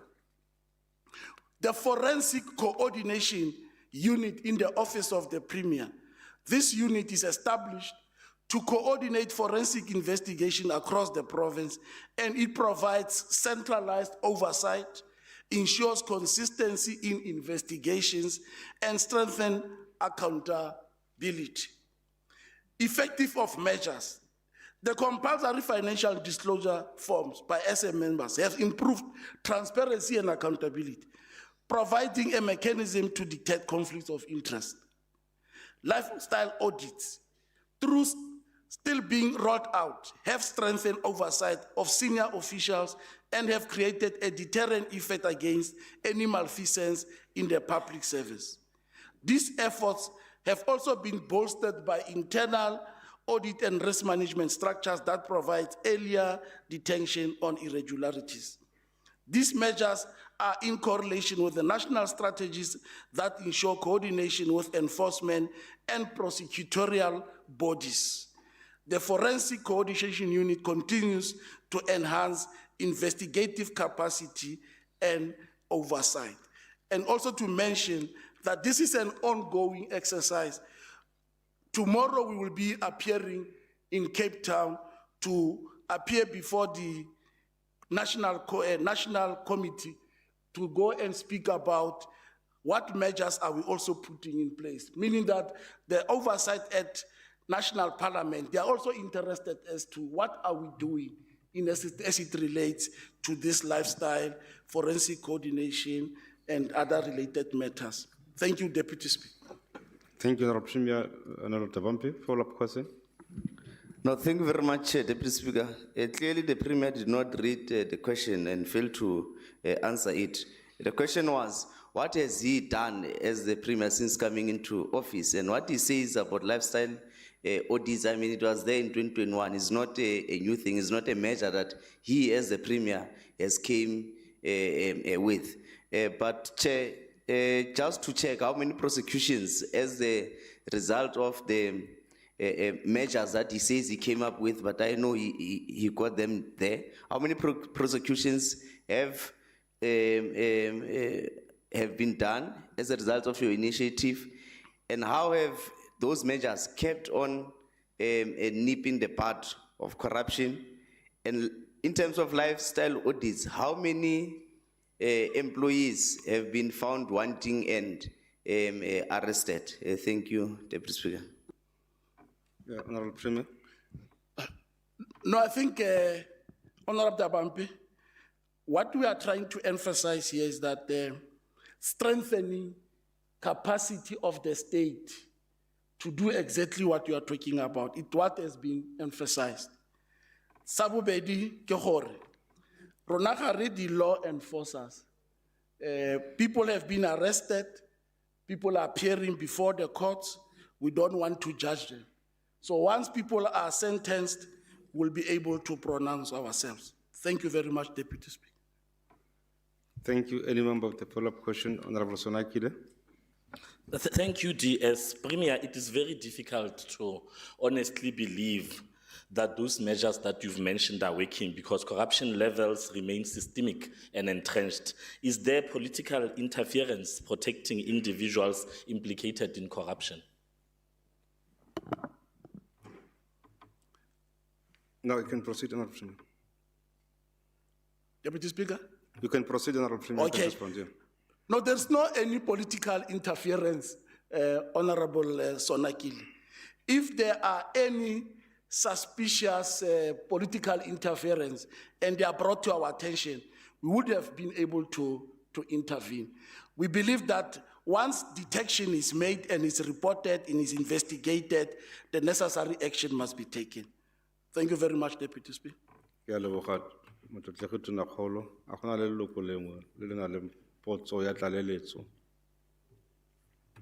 None. We will now migrate to question 5 as posed by Honorable Solo to the Honorable Premier. Honorable Premier. Honorable Solo, the Northwest Province has a memorandum of understanding with Samara region of Russia. The MOU is being reviewed because it did not yield any benefits for the province. The province is now going to focus on agriculture, heritage, culture, economic development, and student exchange programs. Honorable Deputy Speaker, the province is planning on taking the opportunity to learn from Russia, the Samara region, on preserving its cultural and natural heritage, with the key efforts of managing our heritage sites like Taung and developing the legal frameworks to protect our architectural landmarks and our archaeological sites. Through our intersection with Samara, we aim to resuscitate the drama theaters, ballet and opera opportunities in our Mabana Arts foundations.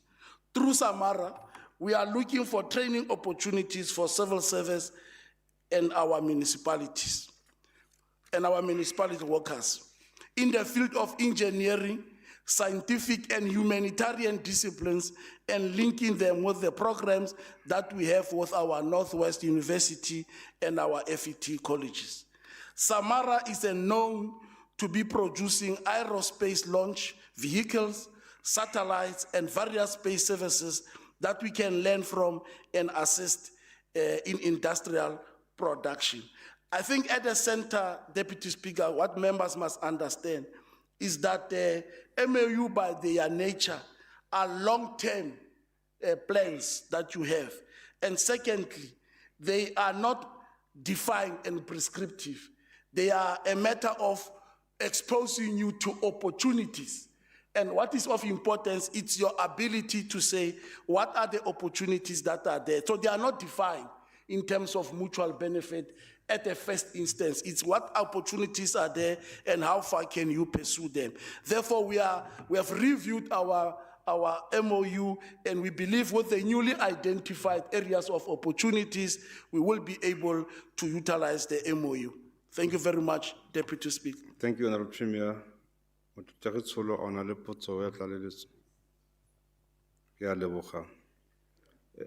Any other member of the follow-up question? None. We'll now migrate to question 6 as posed by Honorable Kuno to the Premier. We have a letter from Honorable Kuno authorizing the Honorable Khosho to take the question on his behalf. Honorable Premier, you can respond to question number 6. Thank you, Deputy Speaker. The Department of Community Safety and Transport Management is implementing and strengthening a range of measures to mitigate the increasing incidence of overloading of learners in school transport. These measures include intensified route monitoring and inspections, verification of vehicle type and capacity against approved contract requirements, and stricter enforcement of compliance with operating license conditions and road traffic legislation. The department is also strengthening contract management to ensure that only approved vehicles in terms of the service level agreements are utilized. Coordination with the law enforcement agencies and schools has been enhanced to ensure Honorable Kuno is not on the House. No, Chief, you are not here when I said you have a letter. So don't go out and want to disrupt the sitting. We have a letter from Honorable Kuno. Can you please proceed, Honorable Premier?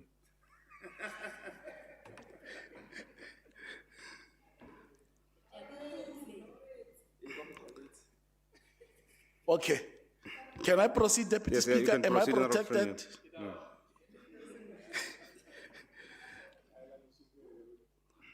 The department, Deputy Speaker, also strengthened contract management to ensure that only approved vehicles in terms of the service level agreements are utilized. Coordination with the law enforcement agencies and schools have been enhanced to ensure prompt reporting and action on incidents of overloading. Correction action plans are issued when non-compliance is identified, requiring all operators to remedy such breaches within the stipulated timeframes of 7 days. Failure to comply may result in penalties, suspension of services, appointment of alternative service providers, or termination of contracts in accordance with the SLA.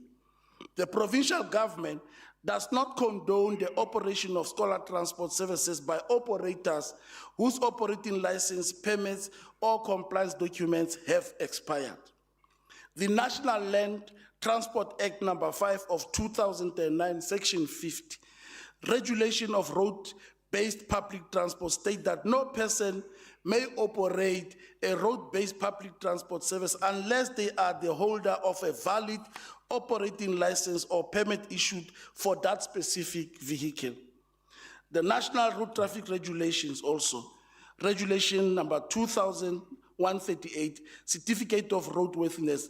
This regulation states that public transport vehicle must always have a valid roadworthy certificate, and such vehicle must undergo roadworthy tests at prescribed intervals, typically 6 months for buses operating as public transport. Moreover, a vehicle may not be operated for public transport unless it complies with roadworthiness requirement. Where such non-compliance is identified, operators are required to immediately regularize their documentation within a specific period. The department has also strengthened prepayment compliance verification process to ensure that expired documentation is detected prior to payment processing. The department has implemented several monitoring and control mechanisms to reduce fraudulent claims. These include physical route monitoring, verification of invoices against approved routes and schedules, confirmation of learner numbers and school theft, a validation of vehicles used against approved contract records. Additional controls include review of supporting documents prior to payment, follow-up monitoring where discrepancies are identified, strengthened internal control validation, improved record management, and consequence management process. In the current financial year, the department detected 2 instances of suspected fraudulent and/or irregular claims relating to scholar transport services. These include claims for services not rendered, inconsistencies with approved routes, and non-compliant supporting documents. And there are some cases that are still under investigation. At this point, we can report there are about 5 cases that we are investigating. Where fraudulent claims or material contractual breaches were identified, the department implemented measures including issuing breaching notices, imposition of penalties, and requiring corrective action plans. As a consequence, and to deter such practices, a total of 2 contractors have been cancelled while investigations are ongoing in 5 or more incidents that have been detected. Thank you, Deputy Speaker. Thank you, Honorable Premier. Honorable Kagiso, do you have a follow-up question? No, thanks very much, Deputy Speaker. Deputy Speaker, I just want to indicate that while we appreciate the comprehensive response and efforts that have been done by a provincial government, I think it is important that the blacklisting and criminal action should be the default as a part of the punitive measures for defrauding and government at the conclusion of investigations that are currently underway. I think it is important that it's also been strengthened from their side. Thank you very much. But we are quite happy as the ANC with the response and the work that is being done by provincial government. Thank you very much. Thank you, Chief Whip. It's highly appreciated, Deputy Speaker. Okay. There's a comment. Any member with a follow-up question? Honorable Sonakile. No, thank you, Deputy Speaker. You know, there's nothing worth being celebrated on measures that have been taken against scholar transport in the province. There's still a lot of challenges, and everything that the Premier has mentioned now, it's something that has been done. Yet, when you drive in our roads, you still find vehicles that are not roadworthy. So everything that is said is really not worth the paper it's written on. The follow-up, I just want to check what disciplinary action has been taken against officials who approved or ignored non-compliant operators. Thank you, DS. Thank you, Honorable Premier. To date, Deputy Speaker, we have not found any direct involvement of an official, and if such cases are identified, we will take the necessary and appropriate action. Honorable Dabambe, 1 minute.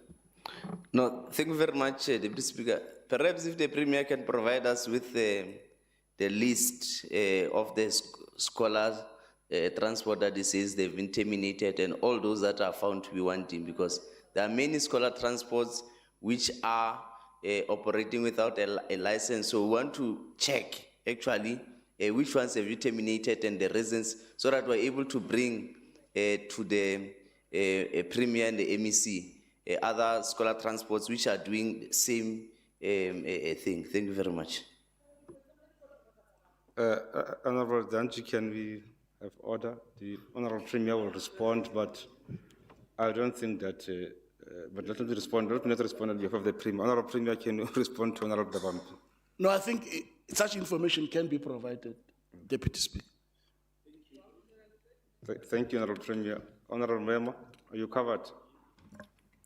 No, thanks, Honorable Deputy Speaker. I think my question is partly covered, but put differently, Honorable Premier. I'm partly covered by Honorable Kagiso. But put differently, have you ever terminated any of these companies that happen to contravene the National Land Transport Act in the province? Yes, that's what the report is saying, Honorable Member. Yeah, it's written. That's what we are saying.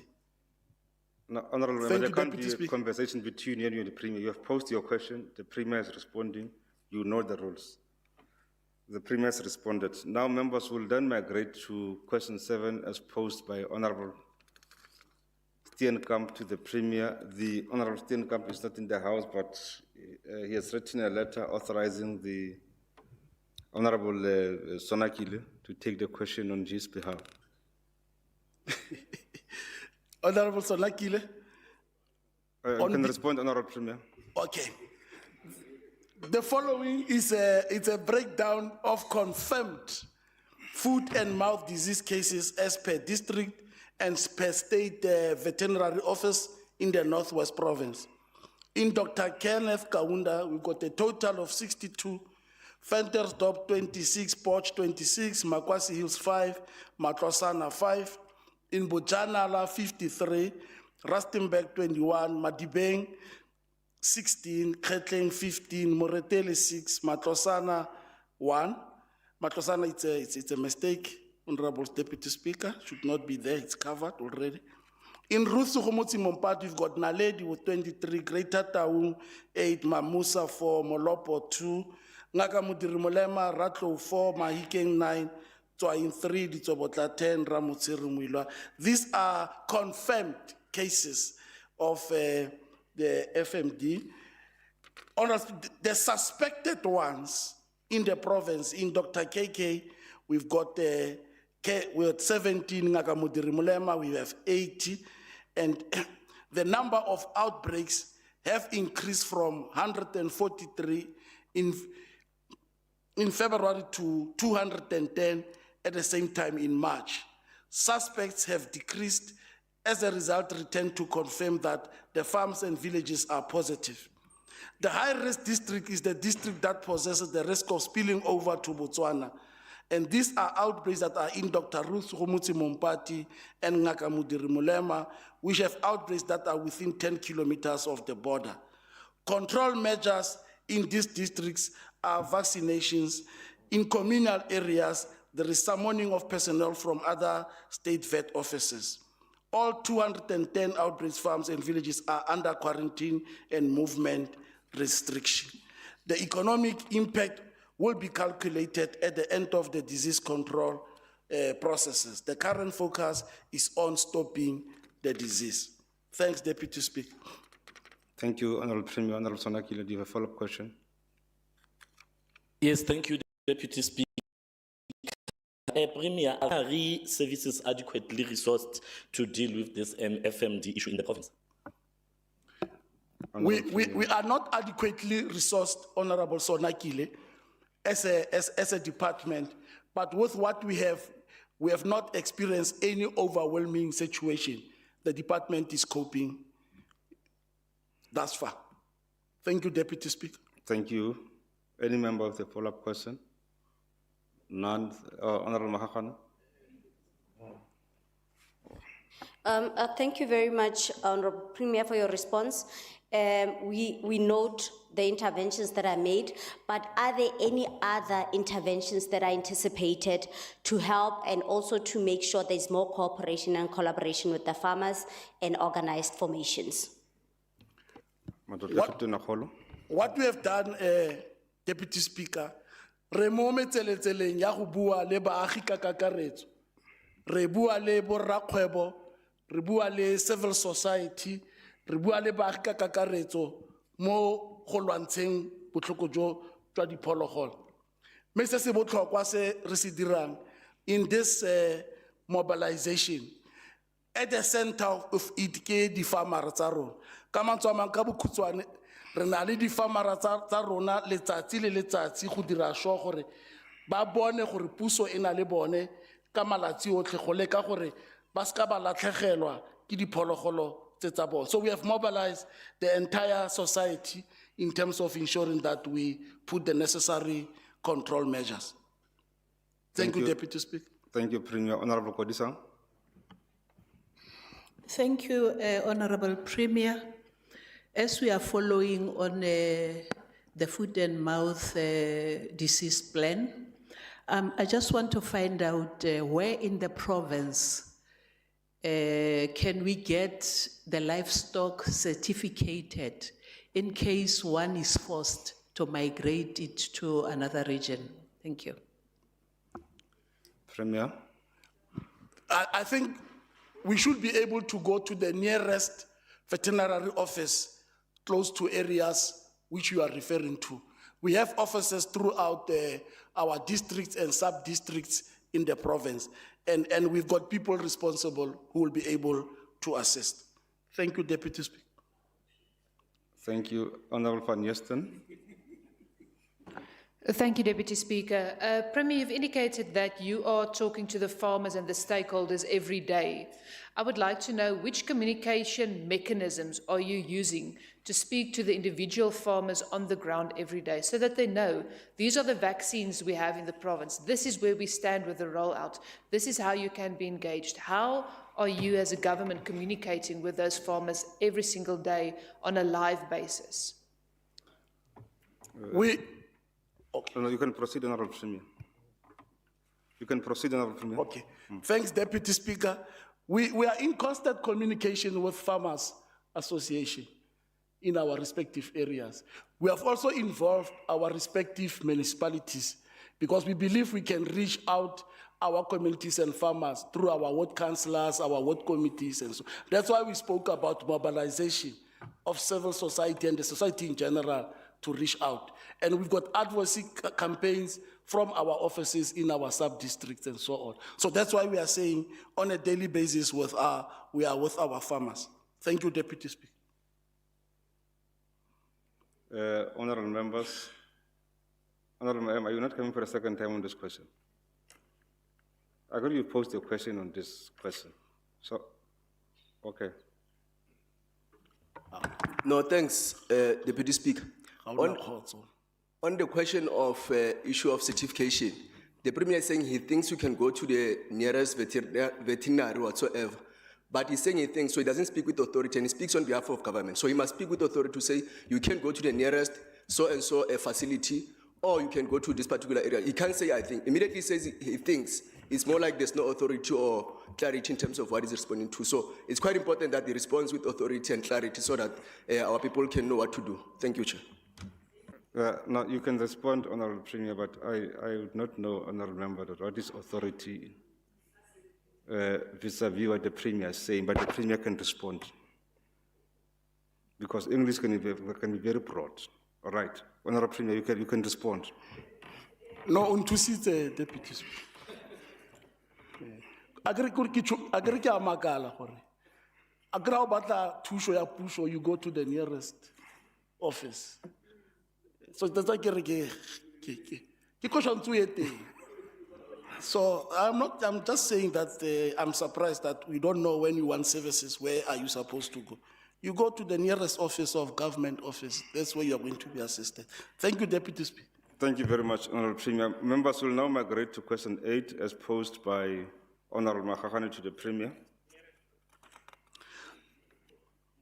Honorable Makgakane, 131 out of 254 clinics and 22 out of 26 CHC are active on HPRS system based on the latest December 2025 to March 2026 head count data, synchronization with the central server. Names of clinics actively using the system will be submitted in writing, Honorable Deputy Speaker. We have Bojanala total number of clinics, which is 96, those who are on, and the number of CHCs as indicated below. But approximately 58% of clinics in the Northwest have demonstrated to be having the minimum ICT infrastructure required to run HPRS effectively. All our CHC are fully functional on the HPRS system with adequate connectivity and ICT resources. Connectivity and ICT infrastructure gap still remains, particularly in our rural clinics, which account for the remaining 42%, not yet fully operational on the HPRS. The Office of the Premier is continuing with our broadband rollout to the remaining rural clinics, and priority will be given to non-connected clinics in its provincial ICT infrastructure plan. Honorable Deputy Speaker, moreover, through the social obligation program between the National Department of Health and CETA, we have supplied and connected more than 170 facilities with LTE 5G routers. The National Department of Health will be donating 200 desktops, computers, and 190 tablets as part of the electronic medical record rollout, which will also be used to replace obsolete HPRS computers. The department will also set funding aside for this purpose and continue to conduct site inspections and provide network cabling to identified facilities that are not connected to the Northwest Provincial Government network. Thank you, Deputy Speaker. Honorable. Honorable Premier, Honorable Premier, we're encouraged by the progress registered and recognize the need for a universal rollout coverage, which will support the implementation of the electronic patient files and promote efficiency in healthcare. But what I need to know is what is the estimated time frame for universal coverage to be achieved? Honorable Premier. Thank you, Honorable Makhakhani. The desired outcome of the universal health coverage is that all people must have access to full range of quality health services that they need and when and where they need them without any financial hardship. The National Health Insurance is the mechanism that is aimed at achieving universal coverage. The estimated timelines for achieving of this coverage are dependent on the implementation of the NHI that is being done also in phases. Phase 1 was a proof of concept, contracting units of the primary care, focusing on primary health care. And this was our phase 1. And it commenced in 2023 and was planned to continue for a period of 3 years until 2026. While phase 2, which is a wide NHI rollout, was focusing on primary health care and specialized health services. Phase 2 was planned to commence in 2026 and run for a period of another 3 years until 2028. However, due to delays resulting in the multiplicity of legal challenges lodged against the government on various aspects of NHI, these timelines have been reviewed and changed and will continue with phase 1 until 2028, while phase 2 will commence at the end of 2028 and run for a period of another 3 years. Thank you very much, Honorable. Thank you. Thank you, Honorable Sonaki. Thank you, Honorable Premier. Honorable Sonaki, can you please have order? Honorable Van Yesten, do you have a follow-up question? Thank you, Deputy Speaker. Premier, I just want to find out, since coming into office here, we've been doing oversights at clinics, CHCs, and hospitals throughout this province. And the figures that you're giving me does not align with what we've seen on the ground. So the figures that you've indicated where you say there's infrastructure, are you then informed the infrastructure is there and these institutions are on the HPRS system? They have accessibility, everything is running smoothly there. Is that the information that you have received, that you will put in writing for us, the breakdown? Is that how you understand it? Infrastructure and its functioning. So what is the question? I'm asking, you've given the figures, you've said okay. These are the number of institutions that have infrastructure. Yes. I'm saying as a committee, we found infrastructure does not mean that the system is actually working and operational. So I would like to know, what is your understanding from the information you've now obtained from the department? Do you understand when the infrastructure is there that it is running smoothly as well? Is that what you've been informed? Now, honorable members, can you please behave? Let's allow the Premier to understand, but you know, members, we must not be very technical with ourselves.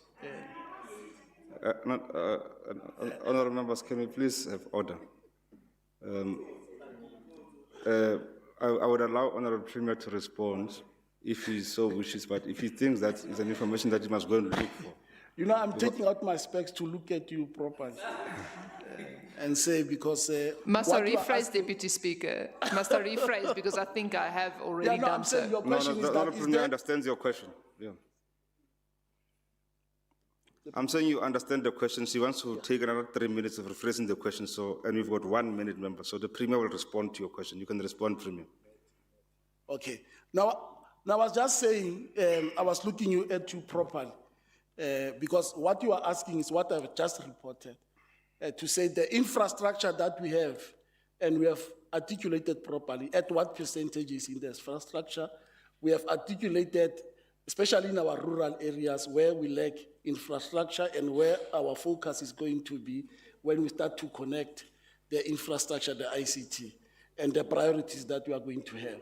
So I'm not sure what is that you are looking for. But the reality probably you are asking is the infrastructure, is it functional? And I'm saying from the report that we have, yes, there are instances where there is infrastructure, but there are delays in terms of connectivity to ensure that it's live and it's operational. If such detail is required, we can provide where and how. But the truth is we have put infrastructure in certain areas, in the rural areas, we still lag behind, and we are saying we are prioritizing, and as the Office of the Premier, we are rolling our broadband program, and we believe that we will achieve that. No, honorable members, it's fine. We'll now migrate to Honorable Sonakile. I see your hand is up. Thank you, DS. Just as a follow-up to that question by Honorable Magagane, can the Premier provide what is the timeline for full functionality of HPRS and who is accountable for the delays? Honorable Premier.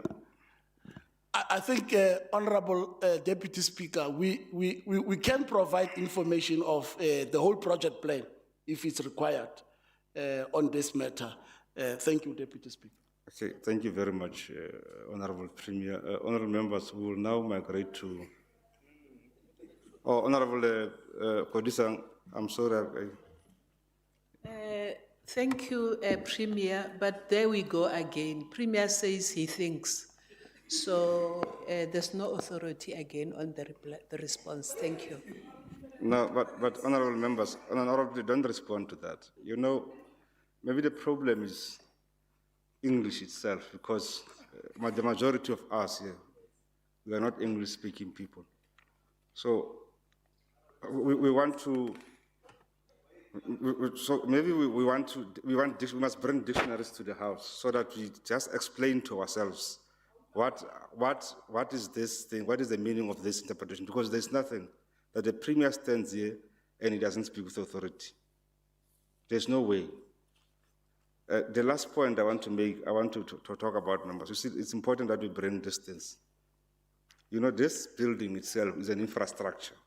This building itself is an infrastructure. But there are technicalities in this building. That's why we are saying at some point we're going to close it. But let me leave that because I'll be accused of responding. No.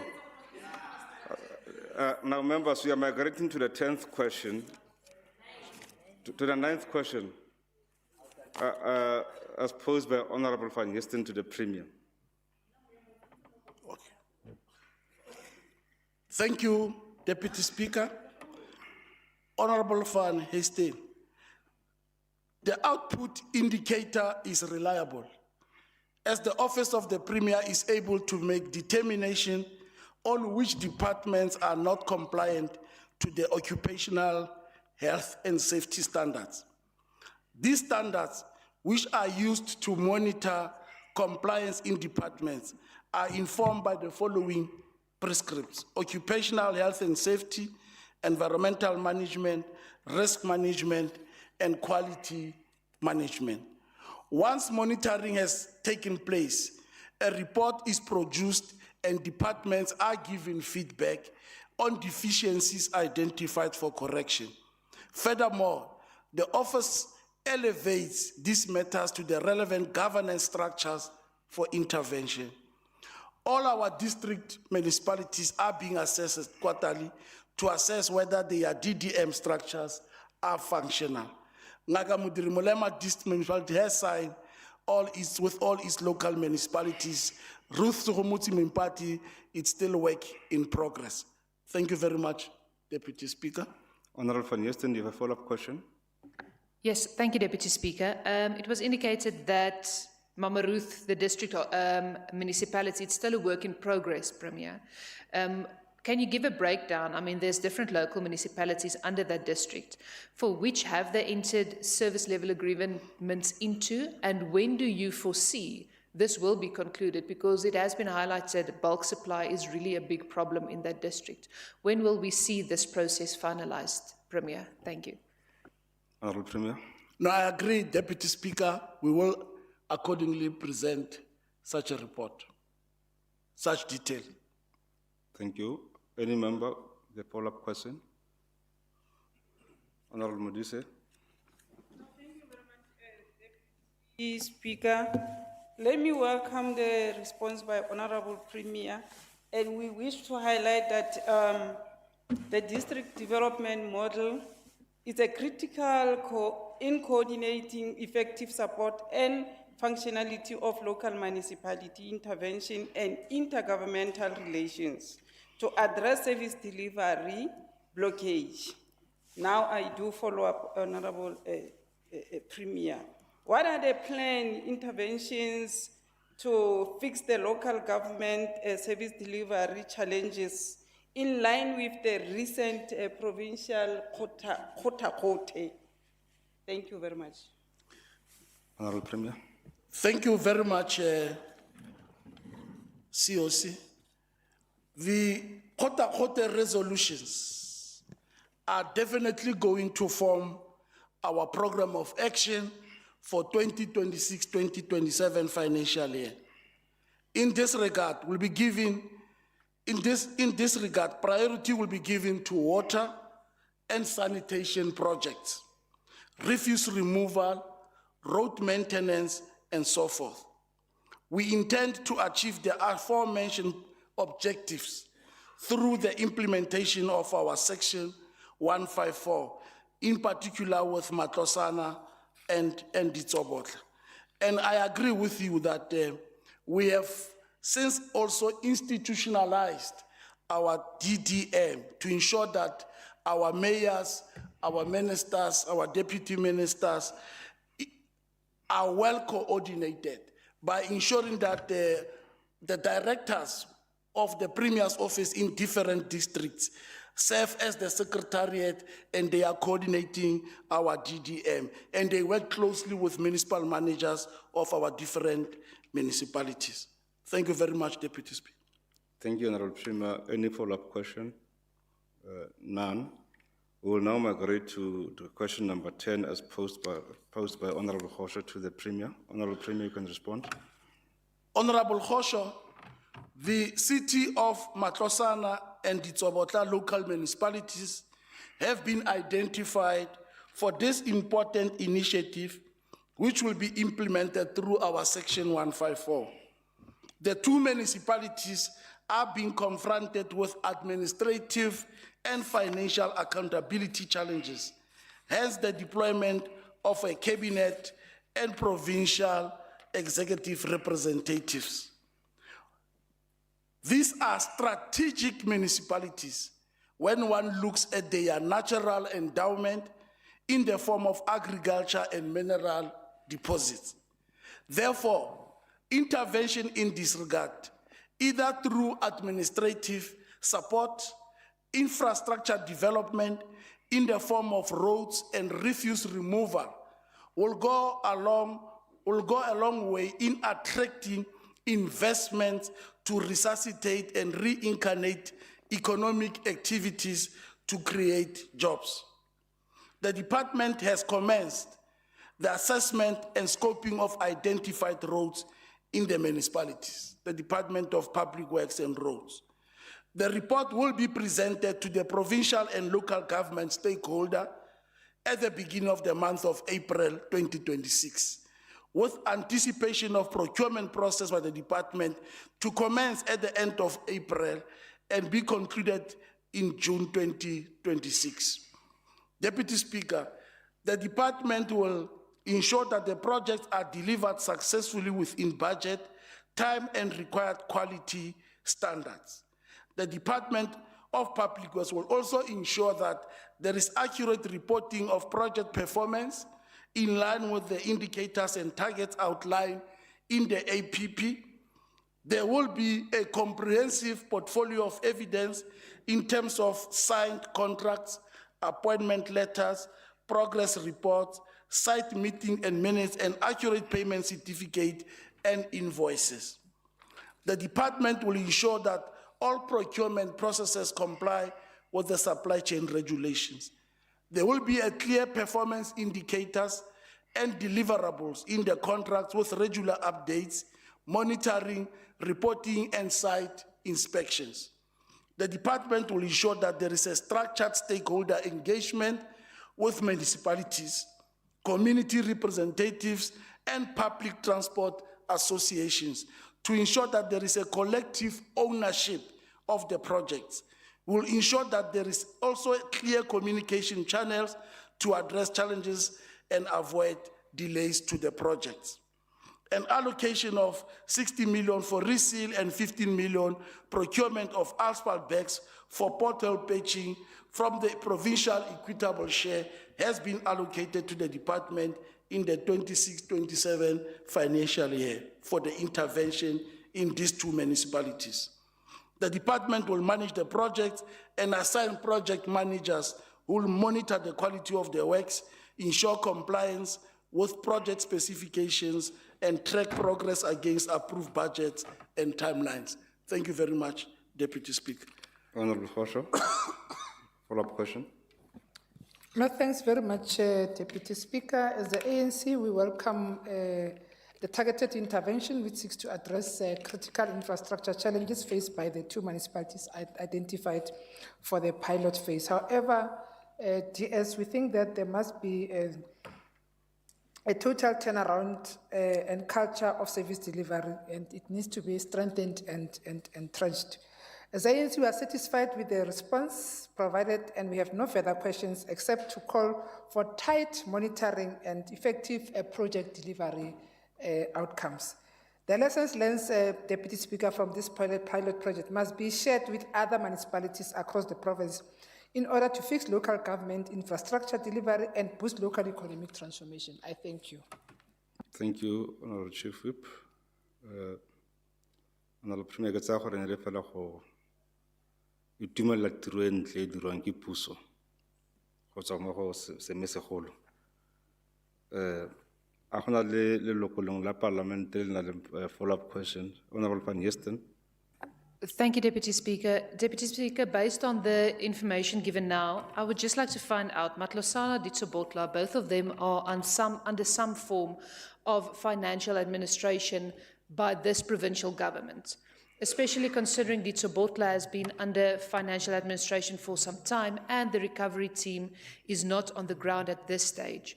How will this action complement that financial administration, and has provision been made for these interventive steps in the financial recovery plans for Matlosana and Ditsobotla?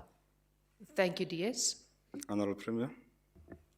No, Deputy Speaker, this is support that you are providing over and above the intervention. The 1397 in Ditsobotla, it's a national intervention. But we strongly believe that intervention which does not come with resources is not addressing the real challenge of service delivery. Therefore, over and above administrative support in as far as FRPs and so forth, let's bring resources at the center of it, it's service delivery. So it's an over and above support. Thank you, Deputy Speaker. Any other member? None. Thank you, Honorable Premier. We have concluded the questions. You may take your seat.